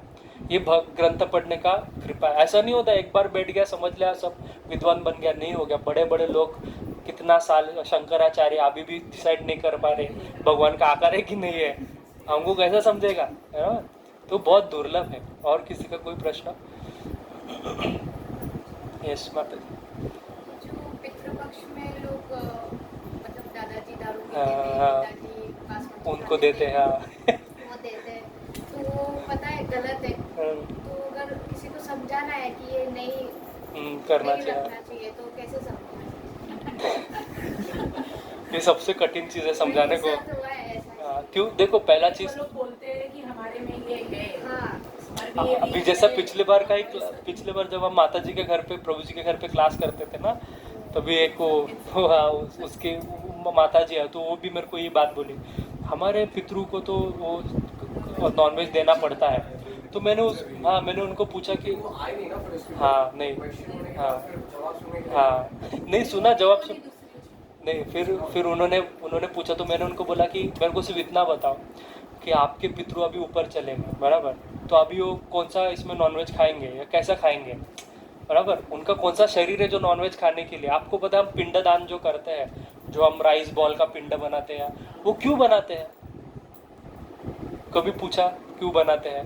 मैंने पिछली बार बताया भी था, क्योंकि पितृ का भोजन वो पिंड होता है, वो उनका खाना होता है, उनको उसके अलावा और कुछ नहीं खा सकते हैं, वो उनका शरीर उससे बनता है। जैसे कि हमारा शरीर, हम जब खाते हैं, अभी रोटी खाएंगे, भाजी खाएंगे, तो उसी से हमारा एक शरीर के लिए हमको रस मिलेगा, पोषण होगा, उसी से पितृ के लिए वो जो पिंड बनाया जाता है वो उनका भोजन होता है। तो आप भले कुछ भी अर्पण करो ना, कुछ नहीं मिलता है। जैसे कि अभी हम थाली रखते हैं भगवान का प्रसाद का, तो जो कौवा खा के जाता है, तो कृपा कैसे मिलता है वास्तव में पता है आपको? अभी समझो, किसी का पितृ कोई शेर बन गया है, लायन बन गया है, बराबर, कर्म के अनुसार। किसी का पितृ देव बन गया है, किसी का पितृ तो भगवत धाम पहुंच गया है, और तुम उसको यहाँ पे प्लेट में खाना खिला रहे हो, तो लायन को कैसा भजी पहुंच गया? बराबर ना, वो कौवा इधर नहीं करना चाहिए, मैं क्या बोल रहा हूँ सुनो तो, मेरा सुनो तो, बराबर, यहाँ पे कौवा ने भजी गया, तो वो लायन को कैसा पहुंच गया, शेर को कैसा पहुंच गया? तो ये प्रश्न है, इसके पीछे बहुत बड़ा लॉजिक है कि उस योनि में जो हमारे पितृ शेर बन गए हैं, जब आप यहाँ पे तर्पण करते हो, वास्तव में हमारा उद्देश्य मैटर करता है कि मैं कुछ दे रहा हूँ, देने का उद्देश्य उसके पीछे का साइंस है। I am giving something, charity, जो मैं दे रहा हूँ, जो भगवान देखते हैं, ये देखिए अपने पितृ के लिए कुछ करने का कोशिश कर रहा है। तो भगवान वहाँ पे में प्रभु जी को बता रहा था, ये पितृलोक में आर्यमान नाम का भगवान भगवद गीता के 10वें अध्याय में कहते हैं कि आर्यमान नाम का मैं पितृलोक का हूँ, वो कहते हैं आर्यमान कहते हैं, आयरमान, अच्छा, क्योंकि मैं आयरमा है क्या? अच्छा, तो वो वहाँ पे बैठे रहते हैं, और वो क्या करते हैं, जो आप यहाँ पे देते हो वो वहाँ से लेके उस योनि में उसको पहुँचा देते हैं। जैसे कि आपने यहाँ पे तर्पण किया, तो शेर को उसको डियर मिल जाएगा खाने को, उसको उस दिन खाना मिल जाएगा। तो यहाँ पे आपने तर्पण किया देवता लोक में, तो उसको वहाँ पे देवता लोक का सुख मिलेगा। यहाँ पे आपने तर्पण किया भगवत धाम में, क्या मिलेगा? तो कृष्ण का प्रेम मिलेगा, कृष्ण के लिए अधिक प्रिय हो जाएगा। ये कृपा है, ऐसा है। तो उनको समझाने के लिए सबसे पहला बात तो ये है, उनको बोलना चाहिए कि ये शास्त्र विधि है। पहला बात तो समझाने नहीं चाहिए, मेरा तो ये सीधा मत है, किसी को मत समझाओ। मैं तो सीधा कहता हूँ, जो किसको करना है करने दो, क्योंकि भगवान खुद कहते हैं कि किसी का मूड डिस्टर्ब नहीं करने, भगवद गीता में कहते हैं। क्योंकि हमको बुरा लगता है, इसलिए हम बोलते हैं। एक बार बोल के देखने का, नहीं समझा, उनको ऐसा बता सकते कि ये जो पितृ कर्म कांड है, ये कहाँ पे लिखा है करो करके शास्त्र में। तो शास्त्र विधि पालन करो। शास्त्र में क्या विधि बोला है? तो 5 चीज़ें कलयुग में वर्जित है, मैंने बोला था। पहला क्या है? अश्वमेधम गवालंभाम, पहला मतलब घोड़े का बलि देना यज्ञ में, गाय का बलि देना यज्ञ में, संन्यास लेना वर्जित है कलयुग में। और फिर चौथा जो चीज़ है, पहला पत्रिका, पितृ को नॉनवेज अर्पण करना, मांस इत्यादि अर्पण करना, ये वर्जित है कलयुग में। ये शास्त्र का वचन है। पहला पत्रिका में श्लोक बता सकता हूँ आपको। और फिर 5वां चीज है देवरेण सुत उत्पत्ति, कि जो अपने पति की जो बीवी है उससे, भाई की बीवी, उससे पुत्र को उत्पन्न करना वर्जित है कलयुग। ये 5 चीजें वर्जित है। तो उसमें से एक चीज है कि हमको पितृ को मांस नहीं देना चाहिए। और जो व्यक्ति पितृ को मांस देता है वो खुद नरक में जाता है, ये शास्त्र में बताया है। अगर ये सारा चीज क्यों है? क्योंकि आज का जो ब्राह्मण जो आता है ना, वही बताते नहीं है। वो लोग क्या, पैसा उनको दक्षिणा से मतलब है।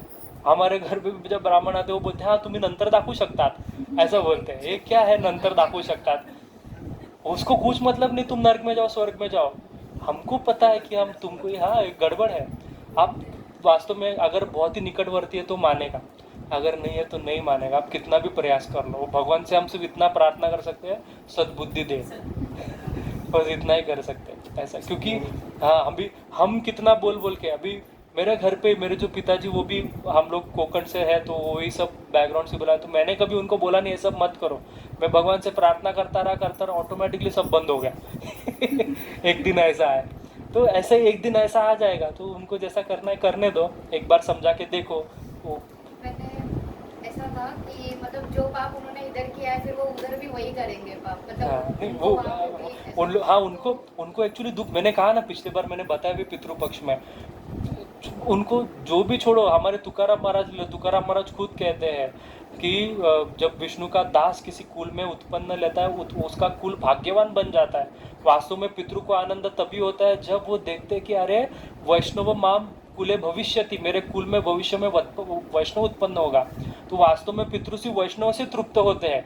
अगर आप देखो पितृ किसी का पूजा स्वीकार ही नहीं कर रहे हैं, क्योंकि पितृ का लोक का देवता ही खुद भगवान विष्णु है, बराबर। तो वो ही है, जब देख रहे हैं ये बेवकूफ मेरे को नॉनवेज दिखा रहा है, वो क्या बोले है, क्या कर रहा है, तो ये स्थिति है। ये कुछ शास्त्र का आचरण नहीं, मैं बोला ना आज का जग में शास्त्र किसको करना है। हम अगर बोलेंगे शास्त्र में क्या है तो उनको शास्त्र है ही नहीं, ऐसा है। ये तो कलयुग का लक्षण है माता जी। अब एक बार बता के देखो, जो बोला है उसमें समझ जाए तो ठीक, उनको क्या है शास्त्र विधि है, बराबर ना। जैसे कि शादी करना है तो मैं क्या मेरा मनमाना मंत्र बोलूंगा क्या बैठ के, चलो मैं शादी करवा दो आपका, नहीं बोल सकता। क्यों? क्योंकि शास्त्र में जो मंत्र बोला वही विधि से शास्त्र शादी होगा। उसी प्रकार से पितृ को अगर भोजन अर्पण न करना है तो शास्त्र का विधि से अर्पण होगा, क्योंकि शास्त्र में बताया एक तो मत करो या तो करो, यही करो, ऐसा नहीं तो शास्त्र विधि से करो, ऐसा। यस हाँ, कुत्ते को नहीं करते हैं, सिर्फ गाय को तीन चीजों से नहीं, 3 रहता है। हाँ, पहला ब्राह्मण रहता है, सबसे बेस्ट रहता है ब्राह्मण, क्योंकि ब्राह्मण का शरीर मतलब यज्ञ है, तो ब्राह्मण को जब हम खिलाते हैं तो वो पितृ को पहुंच जाता है। दूसरा होता है गाय, अगर ब्राह्मण का अभाव है तो गाय को खिलाना चाहिए। और तीसरा होता है कुछ भी नहीं कर सकते तो दक्षिण दिशा में देख के सिर्फ पितृ को हाथ ऊपर करके बोलना है कि मैं आपके लिए कुछ नहीं कर पा रहा हूँ, मेरे पास कोई सामग्री नहीं है, तो आप कृपा करके मेरे इस आशीर्वाद से ही तृप्त हो जाओ। इससे भी तृप्त हो जाता है, ये शास्त्र का वर्णन है। गाय को जैसे ऑफर करते हैं बहुत बार नहीं लगेगी, नहीं खाएगी, हाँ बहुत बार ऐसा मन में आता है। हाँ और तो मैंने ऐसे देखा है हाँ। कि अपने घर के पास में ऐसा हाँ। गाय, उनको भी प्रोटेक्ट गाँव को करना है तो सबको नहीं खिला सकते। हाँ, बहुत बार डिसअलाउ भी करते हैं। बराबर। तो सबसे बेस्ट चीज़ है कि आप वैष्णव भोजन कराओ, सबसे बेस्ट है। और आप वो भी छोड़ो, हमारे गुरु तो कहते हैं कि वो भी नहीं कर सकते तो जाके आप दान करो, दान आदि कर्म करो, उनके नाम से आप लक्ष्मी दे सकते हो, वो लोग चारा खरीद के रख सकते हैं, ऐसा। मैं देखा उस दिन हम गए थे गाय को खाना खिलाना, ऐसा पूरा भर के सब रखा था, रोटी काटी। कभी गाय का याद नहीं आता है लोगों को, और उस दिन सबको गाय को खिलाना और एक्सपेक्ट भी करना है गाय खाएगी। हाँ वही मतलब हाँ। अमावस्या के दिन लास्ट में उन लोग को हाँ, कौवा भी तभी बहुत मान में रहता है, तो आज तो बहुत खाना खिला रहे हैं लोग। हाँ हाँ, नहीं तो कौवे को तो पत्थर मार के भगाते हैं ना। ऐसा हम स्वार्थी लोग हैं, मनुष्य जैसा स्वार्थी कोई नहीं है, इसलिए भगवान भी हमारे साथ बहुत स्वार्थी रहता है। भगवान को पता है अरे ये एक नंबर का, वो हमें प्रभुपाद जी ईशोपनिषद में कहते हैं, बहुत सुंदर उदाहरण देते, कहते हैं कि आप जाके रास्ते के बीच में एक धान्य का बोरी रख दो, बराबर। चिड़िया आएगी उसको जितना चाहिए उतना लेके जाएगी, बंदर आएगा जितना चाहिए उतना लेके जाएगा, गाय आएगा जितना चाहिए, मनुष्य आएगा रिक्शा लेके बोरी लेके जाएगा। ये ऐसा हमारा नेचर है, तो इसलिए भगवान हमसे बहुत चिड़े हुए हैं। मेरा तो ये मानना है, भगवान हमको देख के मुंह फेर लेते, ये क्या आदमी है। वो तो प्रभुपाद जी का कृपा है कि हम लोग को भगवान सहन कर रहे हैं। मैं तो ये शब्द नहीं कहूँगा, भगवान हमको सहन कर रहे हैं, ऐसा स्थिति है हमारा। लेके जाके बेच के दारू भी खरीदते हैं। हाँ, तो बहुत इसलिए मैं कहा ना कि आजकल हमको दान ये सारा चीजें करने के लिए, मैं कहता हूँ आज भी मैं खुद देखा हुआ चीज़ हूँ, मैं पिछली बार बोल भी रहा था, वृंदावन में हम लोग जो दान करते हैं, इतने सारे गौशाला बने हैं, वो लोग एक ही व्यक्ति से एक ही गाय 10 बार दान करवाते हैं, ऐसा स्थिति चला है। तो बहुत सोच समझ के दान आदि कर्म करने चाहिए, और बहुत गहराई से सोच के करने चाहिए। मैं तो क्या बोलूँ, मैं इसको बोलते जाऊँगा तो पूरा रात हो जाएगा। ठीक है, और ठीक है, किसी का प्रश्न? हरे कृष्णा कृष्ण कृष्ण हरे हरे, हरे राम राम राम।